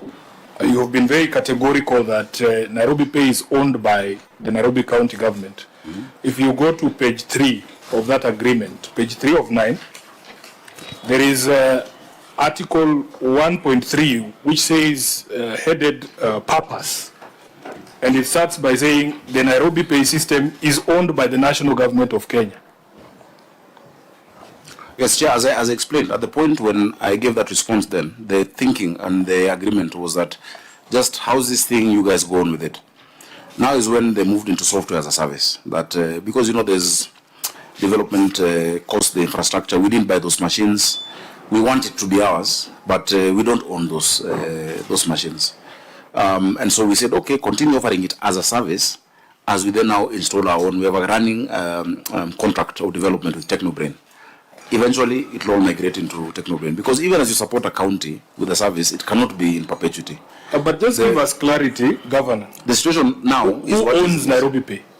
The situation now, as we speak, yes, is what is in this technical framework. Nairobi Pay system is owned by the national government. Not by the county of Nairobi? No. No. The thinking that time changed. What I want for Nairobi County is for us to fully, own now, because we have the technical expertise, we have everything. Maybe we may not have the immediate resources to buy those servers and whatnot at this point, but that is what we're moving to. There's a running contract with TechnoBrain that had been there earlier. We were actually compelled by the court to conclude it, and they're now working on the same, mirroring this module, so that we don't also shock Nairobians with changes in how they pay You want to change again? No, we want to own our infrastructure. Why? Because counties should own their revenue infrastructure. But this is software as a service. This is it's a rental model. The ministry has developed it. I mean, you don't want to buy Amazon. You don't want to buy the entire Microsoft when you can just get a license to use Microsoft products. That's the basis of software as a service. Say you've been in IT, and a full ERP system can have a strong revenue module. We found a running contract with TechnoBrain that if we cancel would cost Nairobians another 800 million shillings. What was the contract for? It was a full ERP system. When was it executed? When was it? 2020. 2020? Yes. Just 1 year before this framework agreement. Yeah. And Governor, you see, this is what brings confusion. Yeah. Because if you don't own the system, you are saying it is given to us for free. Your submission was that we don't pay anyone for anything. As of now, we don't. Is there a service fee on that USSD? There's a service fee on the USSD. I'm saying Nairobi County does not pay a commission. Well, just a minute. Agency. Where does that service fee go to? The provider of the USSD service. Who is it? Tilly. Yeah, Tilly. Yeah, the provider of the SMS. You get OTP prompts. The provider gets that amount. So who's that person? Give them the details. Yeah. Let them give the specific company. Chair, maybe if I differentiate between the system and USSD. USSD is hosted by what are called premium rate service providers, who are normally contracted by, who actually now get this from Safaricom and actually CA. So there's a premium rate service provider who hosts our USSD, which then we connect to the system. This is a separate issue from the system, the hosting of the USSD. So we pay Tilil Technologies, which is a company that has approvals from ICTA on hosting and CA on hosting. So those are the people who provide us USSD services. Now, the governor talks of a Technobrain contract, and I think that's important for us. It's very important disclosure. If something was executed with Technobrain in 2020, and then in 2021 there was this agreement with the national government, why would you still pursue the Technobrain arrangement? I mean, yesterday the president dropped the Adani deals. Adani deal have not gotten to the commitment stage. So and no payments if there was a commitment in 2020, why then was there this other commitment in 2021? Chair, leave alone that. There was even revenue share by NBK at the same time that have created liabilities to the city. It was that's why he became governor. It was so confused in Nairobi County. But despite that, you're saying you still have to answer to that. You still have to fulfill the Technobrain contract. We do. We'll have a serious liability not to. The negotiations now are looking at the specific modules. Some of them are fleet management for our garbage vehicles and for the general fleet of Nairobi. So what do we use? What do we use that Technobrain system for?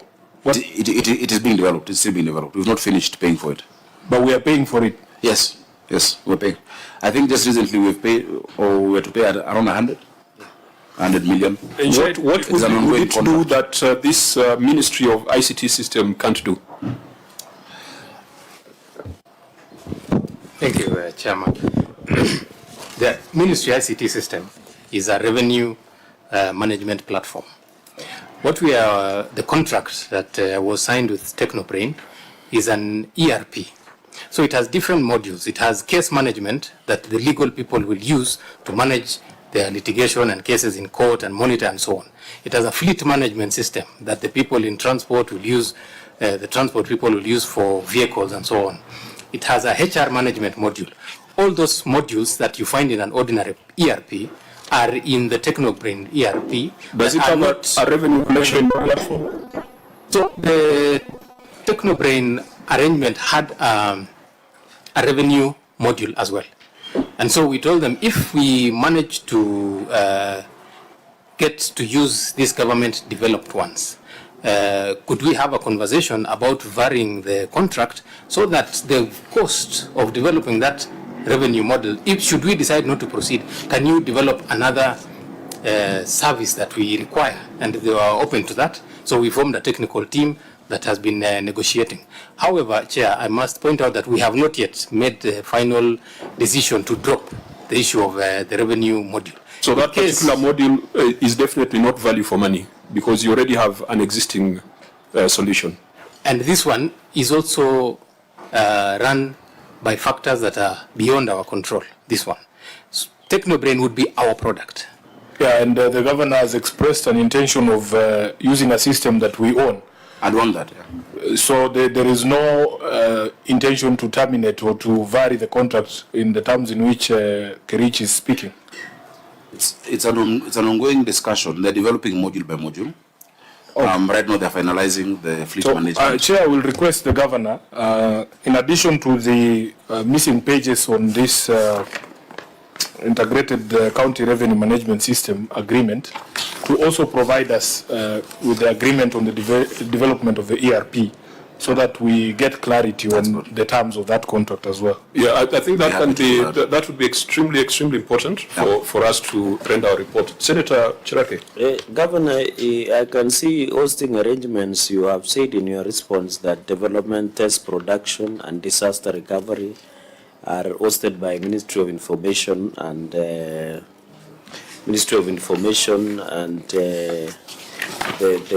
ICT Ministry.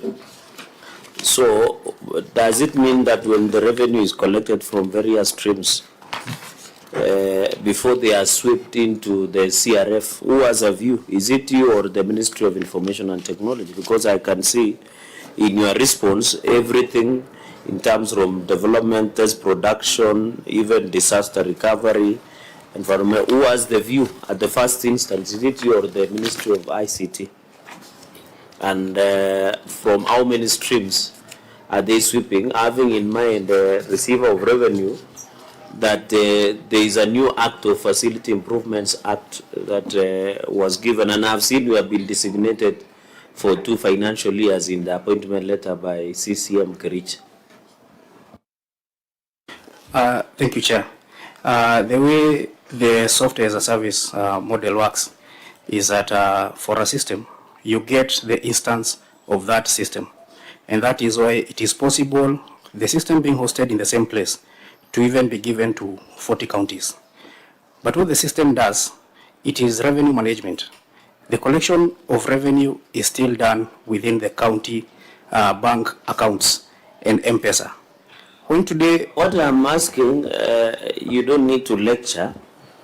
What I want the view is who was the first instance view of the collection before being swept to the CRF? Sorry, Chair, what is a first instance view? As in, who was the view when the streams are being paid? We have a view. You can tell us what you have collected now? Right now. I can show you. Can we see it? I can, just anyone, all of us can see. I can tell you how much. As also, and then my next, because you're saying the person who hosts is the Ministry of ICT, does the ministry which hosts, including recovery, have a view of that payment? No, Chair. The ministry does not have that view. But from the admin, it is something different. The annexures you have attached. Development means the recovery. Recovery. So which means when you have a problem, there is a downtime or a problem with the system, the person you approach for recovery is the Ministry of ICT. Am I right or wrong? Because that's the response of the governor. That's disaster recovery, Chair. But anyway, tell us. Chair, there's got a big difference between the physical infrastructure and access to the system. When you access the system, that is when you can... So you are saying you have exclusive access to the system, no any other user can access the system? Chair, the only persons who can access the system are the Nairobi City County users and the developers. How many do you have users that can access? I would say around 600 Nairobi City County users. 600? 600 users can access? Yeah, to view. Yeah. You need your revenue officer in Korogosho to see how much is coming in from the slaughterhouse. Because they have to report on their performance every day. If the target is 100,000, you need to know what you collected yesterday, how much is coming in today. By what time in a day? It's real time. By 5? It's a real time. As in, how do they know they have collected their target? At what time of the day? Even in, it's real time. Even midnight? Real time is all the time. So all the time it is real time. You know, you are paying these people 24 hours. I thought they work from 8 to 5 p.m. I mean, you pay people 8 to 5, but they can open their email at night. Isn't it? Or but does your email close at 5 p.m.? But Governor, you are telling us you could not sign some documents because it was past business working hours. I think you're digressing. I'm not digressing. You are out of order, Governor. You cannot be claiming that you work 24 hours. Then you say, no, I don't know if you got the question he's asking. He's asking if the staff can see after 5 p.m. Of course. It's the same way you can see your email any time of the day. You know, Governor, you are now beginning to behave like Mutuse. Yes. Are you with us? No, I think... Chair, I think you have not heard what he's asking. Then why are you answering something if you have not known what you are asking? My question was it's a wrong question. Yeah. You have said that somebody in Korogosho should know their target. I'm asking at what point? Because if you are saying if it is 100,000 target collection per day, how will they know? At what time do they know? If you have access to a system, you can look at it at any time. It is not shut down. So if you are collecting from... Somebody can pay parking at 1 a.m. I agree. Or housing rent at any time. I'm asking, is there a business that close by 8 or by 5 in the evening? And? So does it have target, a specific target? You're saying you need to collect by this time, the amount that you have given your revenue collection officers? Governor, it should be a simple yes or no.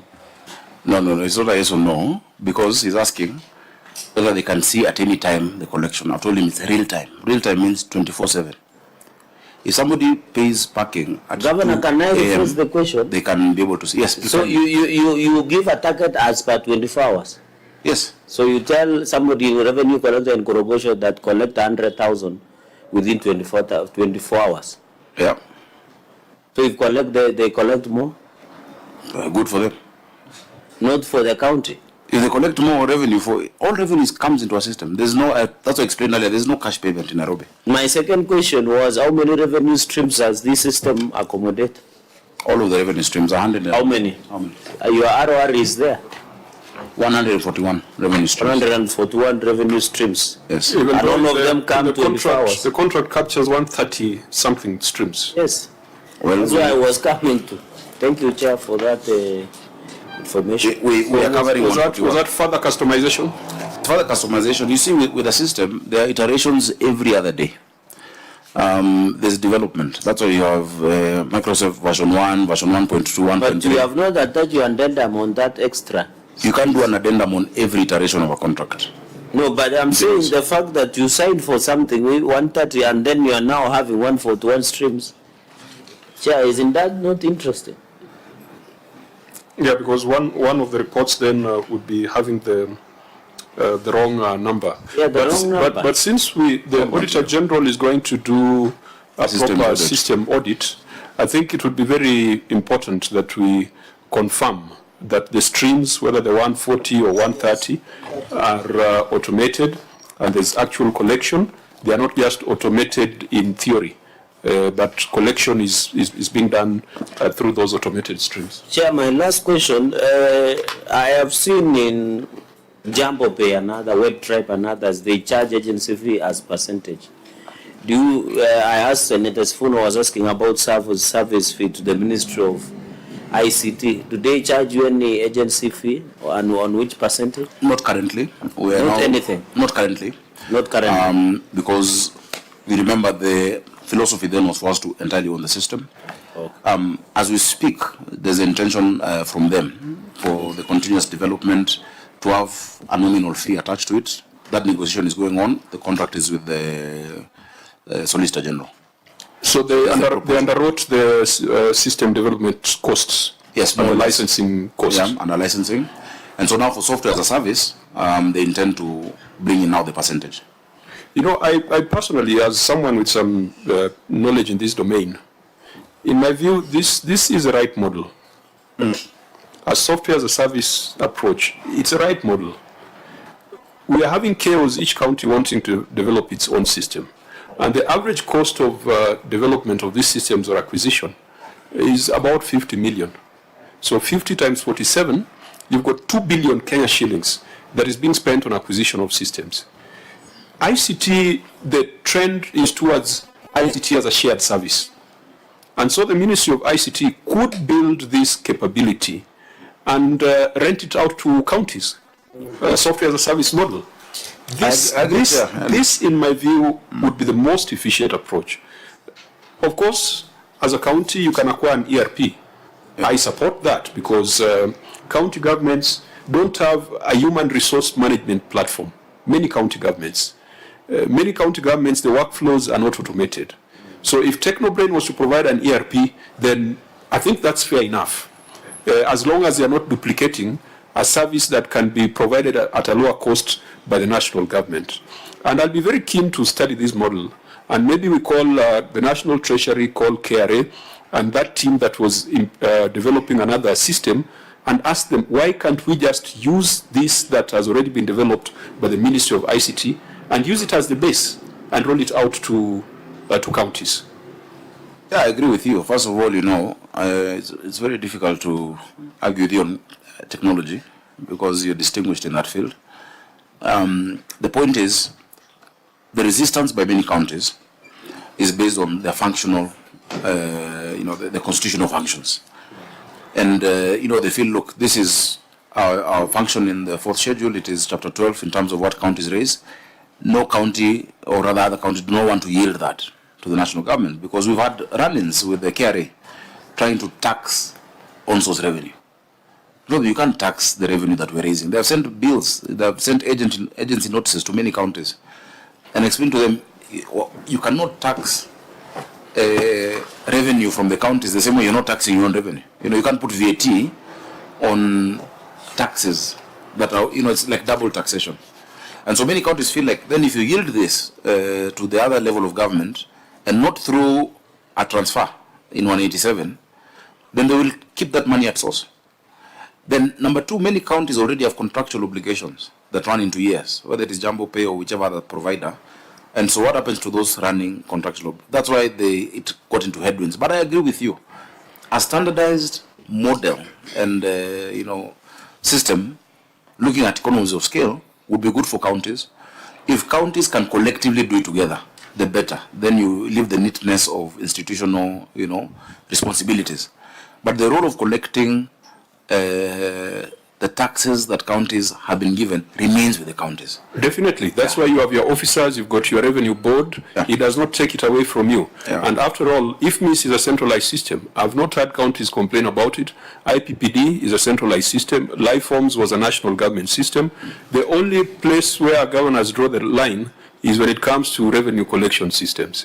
Because we have seen cases, even in the past in Nairobi. One of the conversations, meeting I chaired, Senator Dulo was there, was with regards to the role of WebTribe and how opaque the operations were at some point in Nairobi City County. But if we built centralized competencies at a national government level, software as a service means whatever you're accessing cannot be accessed by Machakos, cannot be accessed by Kitui. Yes. In fact, you can have your own customizations as a county. It does not mean that Homa Bay will be seeing Nairobi Pay. They'll be seeing Homa Bay Pay. Yeah, so I think I would really want to drive conversation around this. And I hope that you are not planning to migrate from this, because I hear you say you want to have your system. But yeah, I see where you're going. This is the best framework for county governments. And I want to thank you in advance for you about to commend me for using this as a service. I thank you in advance because I have not insisted on our own. There are some things that, of course, as a county, we want to maintain control of. Initially when you got in, and you'd ask for something, and the person you ask has to get permission elsewhere and reports to somebody else. I said, I will not take that. I'm the governor of Nairobi. I'm the CEO. If I ask for a module to be created, you create it. Yeah, because I'm accountable to the people of Nairobi.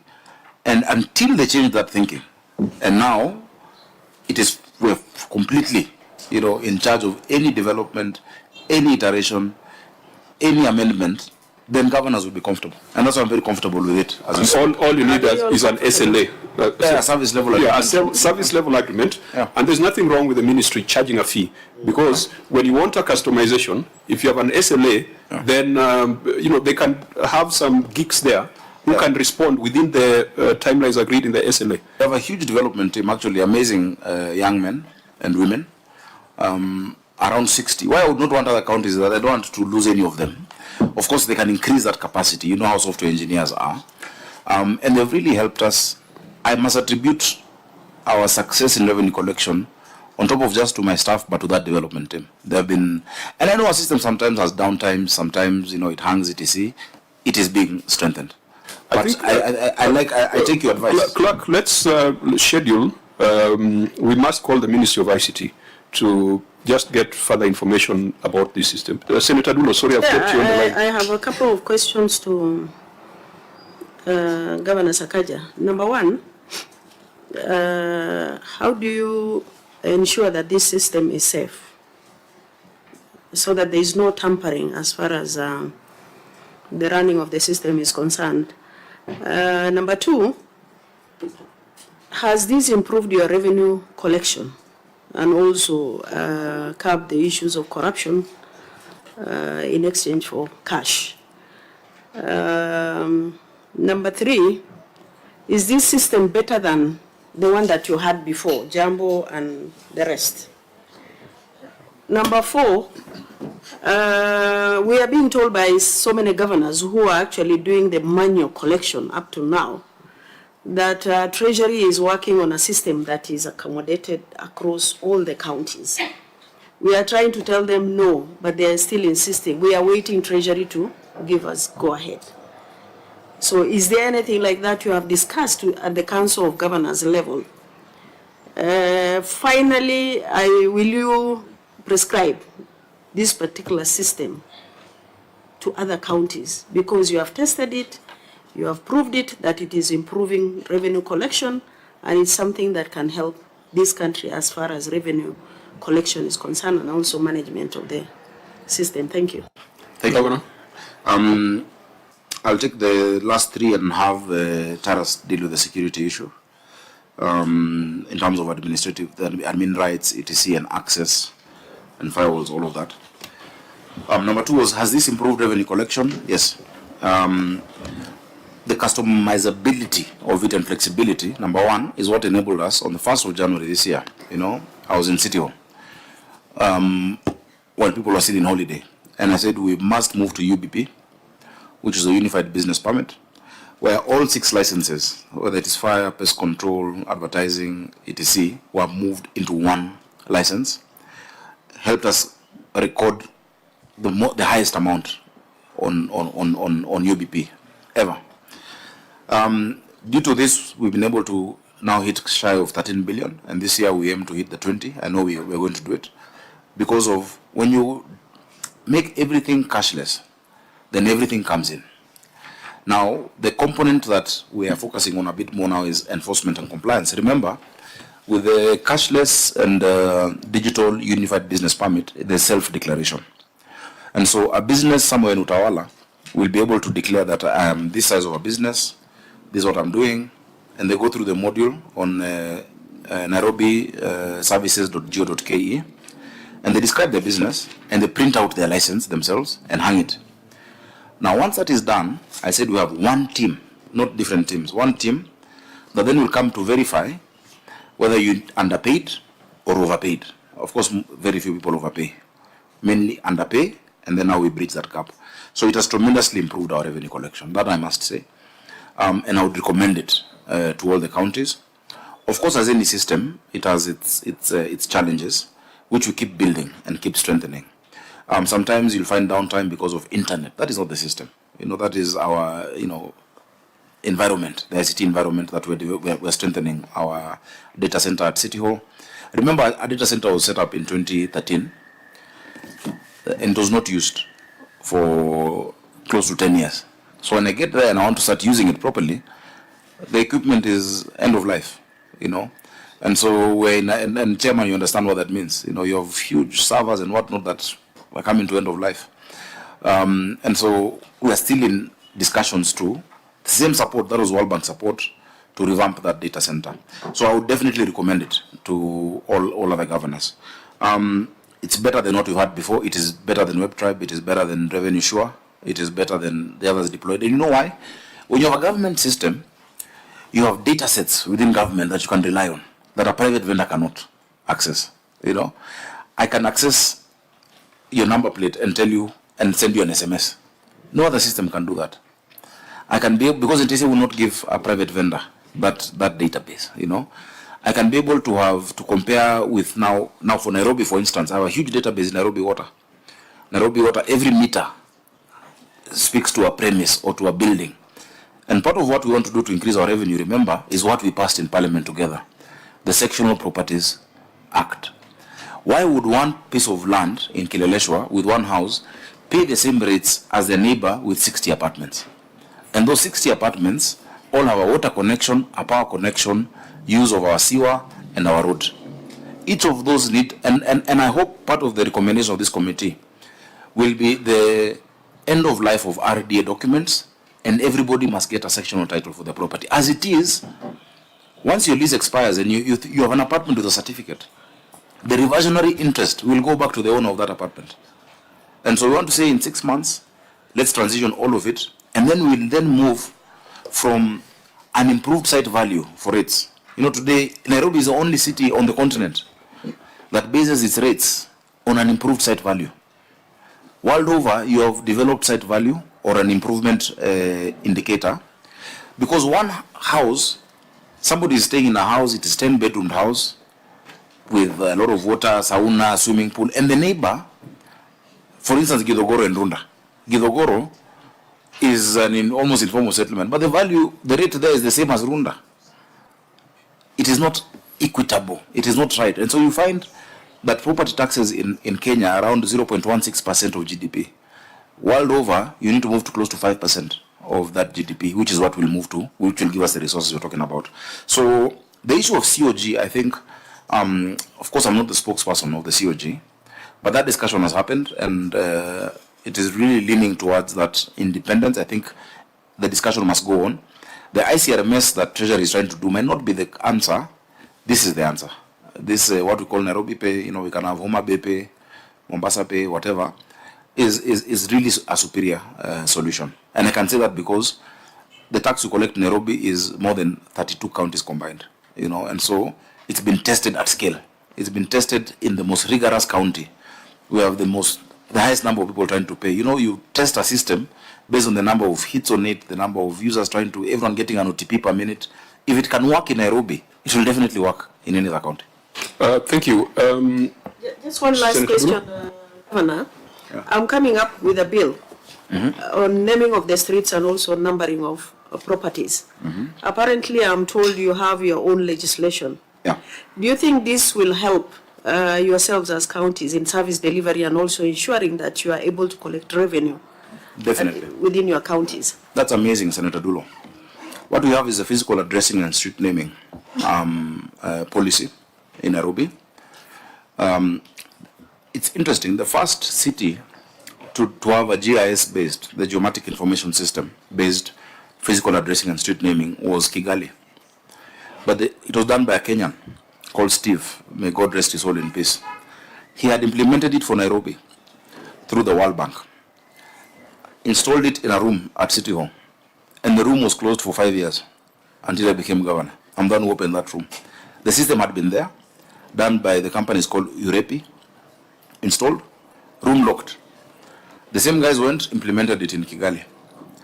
If you look at e-commerce, and now we're actually implementing it, and we intend to now launch, so that we're working with Google, so that you yourself can go online and see what is your real address. You look for a Boda person, you tell him, bring this thing to Chuilen.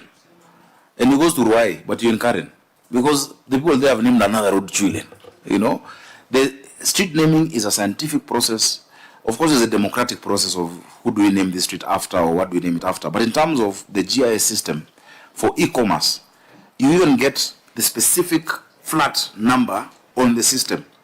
It is so important to us. Some resident associations have come saying they want to roll it out. I know Muthaiga residents have said they want to roll it out. Karen are discussing that. We want to roll it out for everyone, so that you can actually just check that this is actually number 5B. What we have in advanced cities, which really is basic now, on the left side you have odd numbers, on the right side you have even numbers.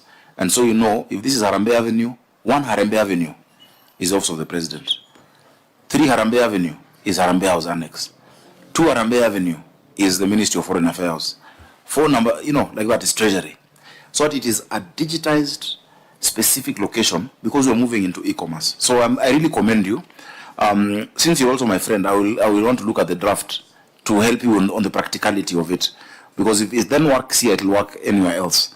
And I'll share the policy that we have as a city. It is World Bank approved. Actually, it was mentioned to me by your senator. We had a meeting, and he's the one who said you have a policy or we have the a bylaw. policy.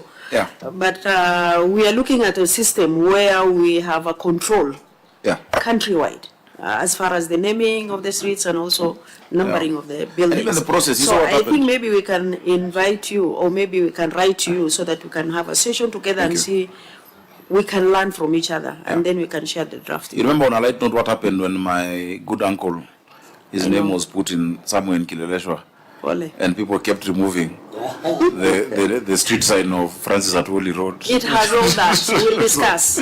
Okay, let's come back to this. OAG. The system, there's been a lot of talk that the Nairobi system is opaque. No one knows where it sits. No one knows who owns it. And I think we are now getting clarity. And the government is working in too many silos, that the Ministry of ICT could have a system robust enough to support Nairobi City, and then the Treasury is still talking of developing another system. It's just surprising how the state works. And if you give us the assurance that this system is robust If your system's auditor interrogates this system, checks out its confidentiality, integrity, availability, and all those other attributes, then it is a system that we would want to encourage county governments to adopt, because I believe that the initial cost of ownership will be much lower. The total cost of ownership will also be much lower than the commercial solutions that are available in the market. There have been suspicions that sometimes whatever is in the database differs from what is reported in the financial statements. We would want you to give us that assurance that every single transaction, from that parking fee to single business permit, is traceable and can be accounted for. And what they put in their financial statements corresponds to what is in the system database. This being a fairly new system, I do not expect that there'll be a lot of legacy data issues because, again, the governor indicates here that there was no data migration. So it means that it was a fresh start for them. So in as much as we're impressed with the approach, I think we'll retain just a little cynicism until the Auditor General interrogates the system. And the Auditor General assures us that the system is proper, is well secured, and that nobody can go in and alter records, or nobody can go in and declare the revenue that has been collected. Also important would be to confirm that there's compliance with the PFM, particularly with regards to swiping revenue collected to the CRF. I think we had that problem initially with Jumbo Pay. Look at the issue of trust accounts that have been set up, whether they comply with the law, and then you can advise us. Because we expect you to report by 31st of December, which is just in 1.5 months' time, we want now to allocate you that responsibility of scrutinizing these responses and then giving Parliament a good report on it. It is on the basis of that report that we will now do a proper inquiry. It could be a one-day interrogation, or it could be an inquiry that is organized such that we are able to meet the Ministry of ICT, we are able to meet the county government, and we are also able to maybe go out to the field and see how this thing operates. At the end of the day, when it comes to revenue collection, the governor has put it correctly, that it's not just about the system, there's also the operations as well. We should be able to go to Kijabe Street and ask ourselves how many parking slots are there in on Kijabe Street, and how much revenue is coming from Kijabe Street on a daily basis. Or because Governor, you know, the rumors in town, sometimes people say that those who have been in City Hall for a long time, some of them own streets, and that the collections from certain streets, maybe it's a morning collection that goes to the county government, but the afternoon collections go to private pockets. Of course, right now, the most lucrative posting for a watchman in Kenya is in the CBD, because over the weekends, particularly on Sundays, they no longer guard buildings. They man the parking slots for some 50 bob and 100 shillings. So those are areas, or those are means through which there could be leakages. So look at the entire framework, not just the systems, because it could be possible that whatever goes to the system is reported, but there could also be other collections that do not find their way into the system. Give us that assurance. Give the people of Nairobi that assurance. The county assembly was doing some inquiry on a similar matter. I am not sure what their objectives were or what their terms of reference was, but I would be happy to base an inquiry on a report of the Auditor General. We will, I think, because it's already 3 o'clock, there are just 2 documents that you need to provide to us that will help us even in our engagement with the ministry. The full contract, as Senator Sifuna had pointed out, there are some pages that were left out. Perhaps that was an error in printing. So, clerk, you, Governor, I think that's not something that should take you very long. Have it today. Yeah, because it looks like just an error in photocopy.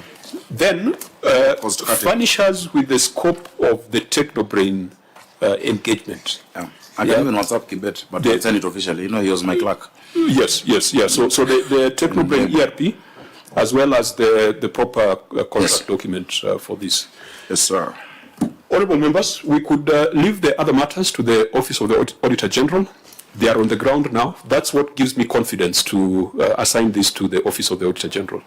Unless there's any comments you want to make, OAG? No, Chair. Just as you indicated, the scope of the audit is very much in line with what you have just indicated. The systems audit team, specialized audit team to do audit systems on the ground. Our team here can do the other aspect of internal controls and how effective they are. So I think when that team is combined, that it's able to meet your expectations, Chair. And the year 2023-24 report will, of course, cover and answer some of these very critical questions that the committee wants answered. Thank you, Chair. Thank you. Honorable members, any matter in closing? Senator Dulo, I think in your last questions you may have made your closing remarks. Vice Chair?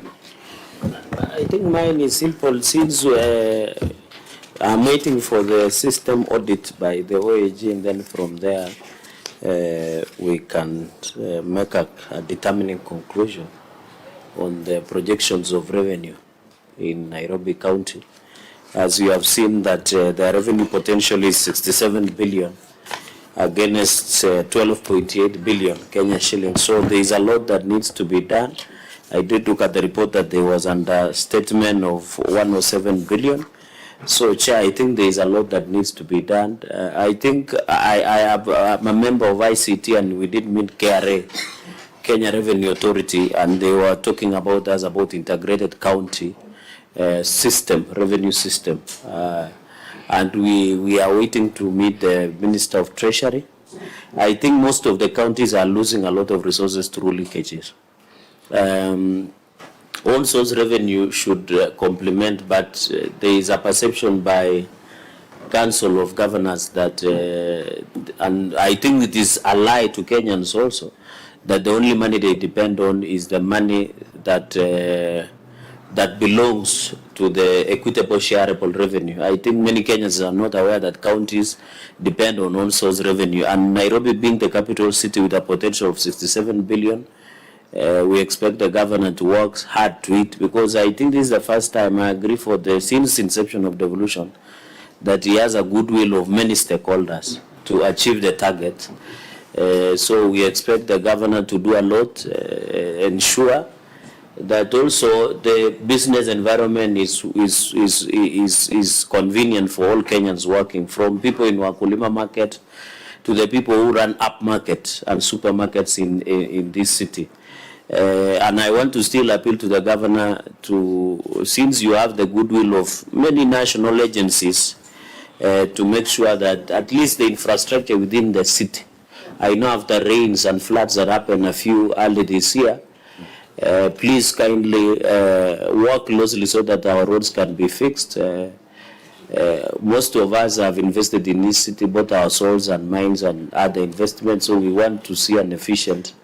And I hope you can transform the city from the city that we used to know city hall of corruption and other bad things to the city of hope and the city under the sun. The issue of Nairobi regeneration program, we hope it will come to fruition. I'm happy that it included sewerage system so that we don't see issues of affluent being discharged within Nairobi city rivers.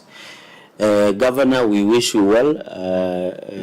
Do your best, but don't concentrate too much on political survival as opposed to service delivery to the people of Nairobi. On the issue of equitable shareable revenue, I think as a Senate we don't regret on anything, because the counties received 380 billion. We have worked hard until we have added 7 billion. So I want to ask, and also you can ask your colleagues in COG, that the way governors are happy and excited and smile all the way to the CRF, they should also smile back to the County Public Accounts Committee of the Senate to account for the same money. And we see value for money to our people in terms of projects at the lowest level. With those very many remarks, thank you very much, Chair, and thank you for this opportunity. Thank you, Vice Chair. Governor, your closing remarks. Thank you so much, Chair. Just picking up from where Senator Cherargei has left off, the 7 billion really is welcome, but if you look at the increments on payroll expenses, just on SHA, CHPs, and housing alone is 13 billion across counties. So many counties will definitely have to create reductions in, one way or another. Of course, we always hope to get better. You remember what it took us to move from 316 to 375 and above. I just want to give an example, Senator Chair, through you. This is an example of the system I see on my phone. Just a few minutes ago, someone has paid 400 shillings. At 1 a.m., at 12 a.m., Senator Cherargei, 1,100 was received for parking. At 3 a.m., 1,200, 4 a.m., 2,600. Then it surges at around 8 a.m., 184,000. So far today, up to this point, we've collected 1.35 million shillings.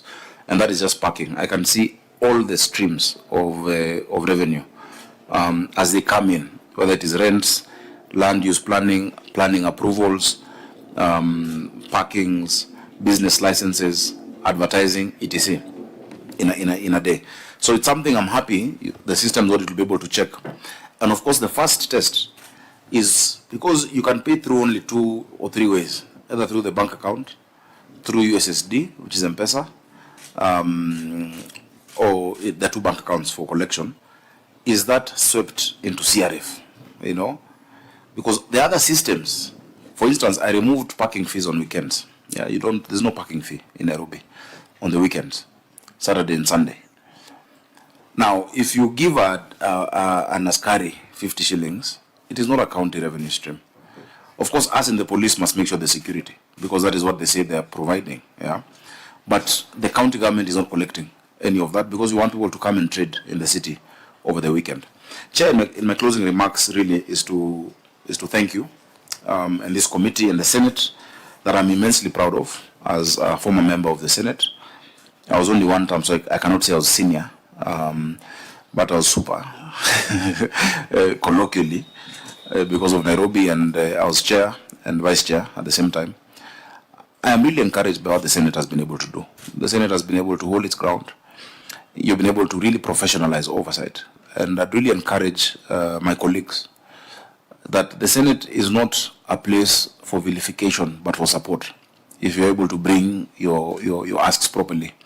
I am confident that we will hit those targets. When we did 12 billion, no one saw it coming. We've done it. We're going to hit 20 billion.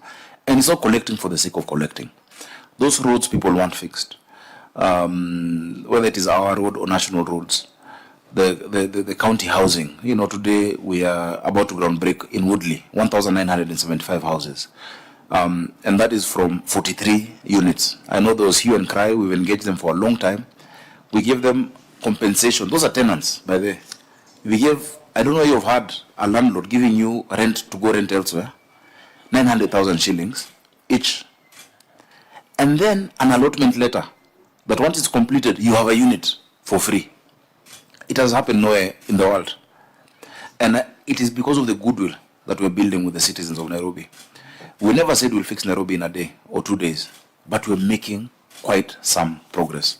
Our school enrollment has gone up more than 34%. Attendance is at 100% because, and the Auditor General will show you, we're spending close to 1.2 billion feeding our children at 5 shillings a day with partners. Children are not missing school. From this gadget, I can tell how many children have gone to school, how many have eaten, even attendance, just from technology. And you're a technology person. This is an NFC device. It is not jewelry. This is a symbol of hope for many Nairobians. We are full of hustlers. They know that whether or not I get a job today, whether it is Mjengo or Mamafua, when they know in the back of their minds that whether or not today I get somebody to wash their clothes, my child is getting a meal, that is devolution. And that is transformative. And that even reduces the mental health issues that we have in our city. So I really want to see the Senate as a partner as we develop the city. And I'm very encouraged, Chair, by you. Your view of Nairobi is the view I have. It is not just a county. This is the next frontier of our continent. It is Africa's capital. And so we must think big. We are setting up our Nairobi 2050 board to look at this city of 10.5 million people in the next 25 years. What does it need to have? What do we need to do today? especially in the areas of financing, the areas of infrastructure, the areas of unemployment, because that's the biggest challenge. This is an extremely young city. The median age is 19. Unless you address what these young people, the Gen Z, their anxieties, when one is in high school and they can see their bigger brother jobless after having finished university, unless we address that, then it becomes a ticking time bomb, but it can be an opportunity. So, Chair, I want to thank you. We will provide all the documentation as requested.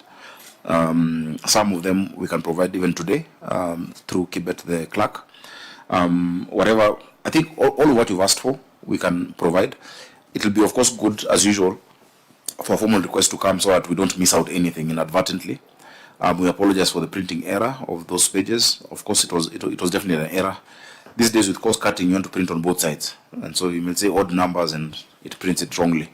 So we'll be able to provide that. I also want to thank the Office of the Auditor General. They've been extremely professional in handling Nairobi. When I started off with them, when we came on board, I had to offer an institutional apology. Because previously, they had been named names. And I'm sure they know what they went through with Nairobi County. In the last 10 years, you've had only 2 appearances from Nairobi County. Once by the first governor, and once by the second governor. I think I've come a few more times. And I'm ready to, and I'm happy now we're auditing my ears. So that when I'm done with being governor, hopefully and God willing, in 2032, I don't have to come again. Because possibly Senator Kajwang, you and I might be elsewhere. So we can't be coming to Senate, God willing. And so I'm grateful and always in support. You might need to end your closing remarks at that point. Senator Dulo? Chair, I just wanted to request, if it's possible, we can visit you and look at your system, how it operates, before we meet Treasury and the other team. And the Ministry of ICT. Yes, I think that would be important. Even next week. Let me just very quickly in closing encourage the Auditor General to do us that favor of getting a true and proper picture of revenue collection in Nairobi City County. Governor, I grew up in Nairobi. I went to a city council school. And back then, city council schools worked. And they were the places of choice for the middle class in Nairobi. No one would take a child to a private school if you lived in Buruburu and such areas. I took Kenya bus service. It was extremely reliable. They were numbered, very orderly, and you knew that a number 34 would take you from JKIA to Otiende, and it would arrive on time. I had relatives who operated in markets in Nairobi, Jericho Market, and they had stalls. They were not selling wares on the roadside. Jericho Market, every woman had a stall. There was a section for textile, there was a section for other products. We need to go back to those days. Growing up, we consumed water from Nairobi, and we never boiled it. It was safe to drink water from the taps. I don't know whether today it is safe to drink the water from the taps. There used to be rivers flowing in Nairobi. I remember during the holidays we could go fishing, even though we used to catch tadpoles rather than fish. But that was Nairobi of those days. There were annual calendar events, the Safari Rally. In Eastlands, we knew that around April we'd be having the Safari Rally. Security was not a big concern. The concept of Maasais in Shukas came up much later because you had organized estates. 999 worked. In fact, the prank that we used to pull as kids was to call 999 and then, hang up. And it was quite some fun. The parks were working. Uhuru Park was a place where members of the public could go, and a lot of relationships blossomed at Uhuru Park. And it has been a bit of a disappointment that those parks have not been available to the residents of Nairobi. I know Uhuru Park was recently reopened. Central Park is not yet opened. But even when you go to a place like Jivanji, you feel a bit disappointed with its state. Being in Parliament as part of our parliamentary diplomacy allows us to travel. And it is painful to go to Kigali and find an orderly central business district with beautiful yellow flowers lining the streets, and then you come back to Kenya driving along Uhuru Highway, instead of flowers you've got trenches lining the roads. It's a bit of an embarrassment. So we must challenge you, Back in those days, garbage would be collected on a regular basis. And it was not collected by private players. It was collected by the Nairobi City County.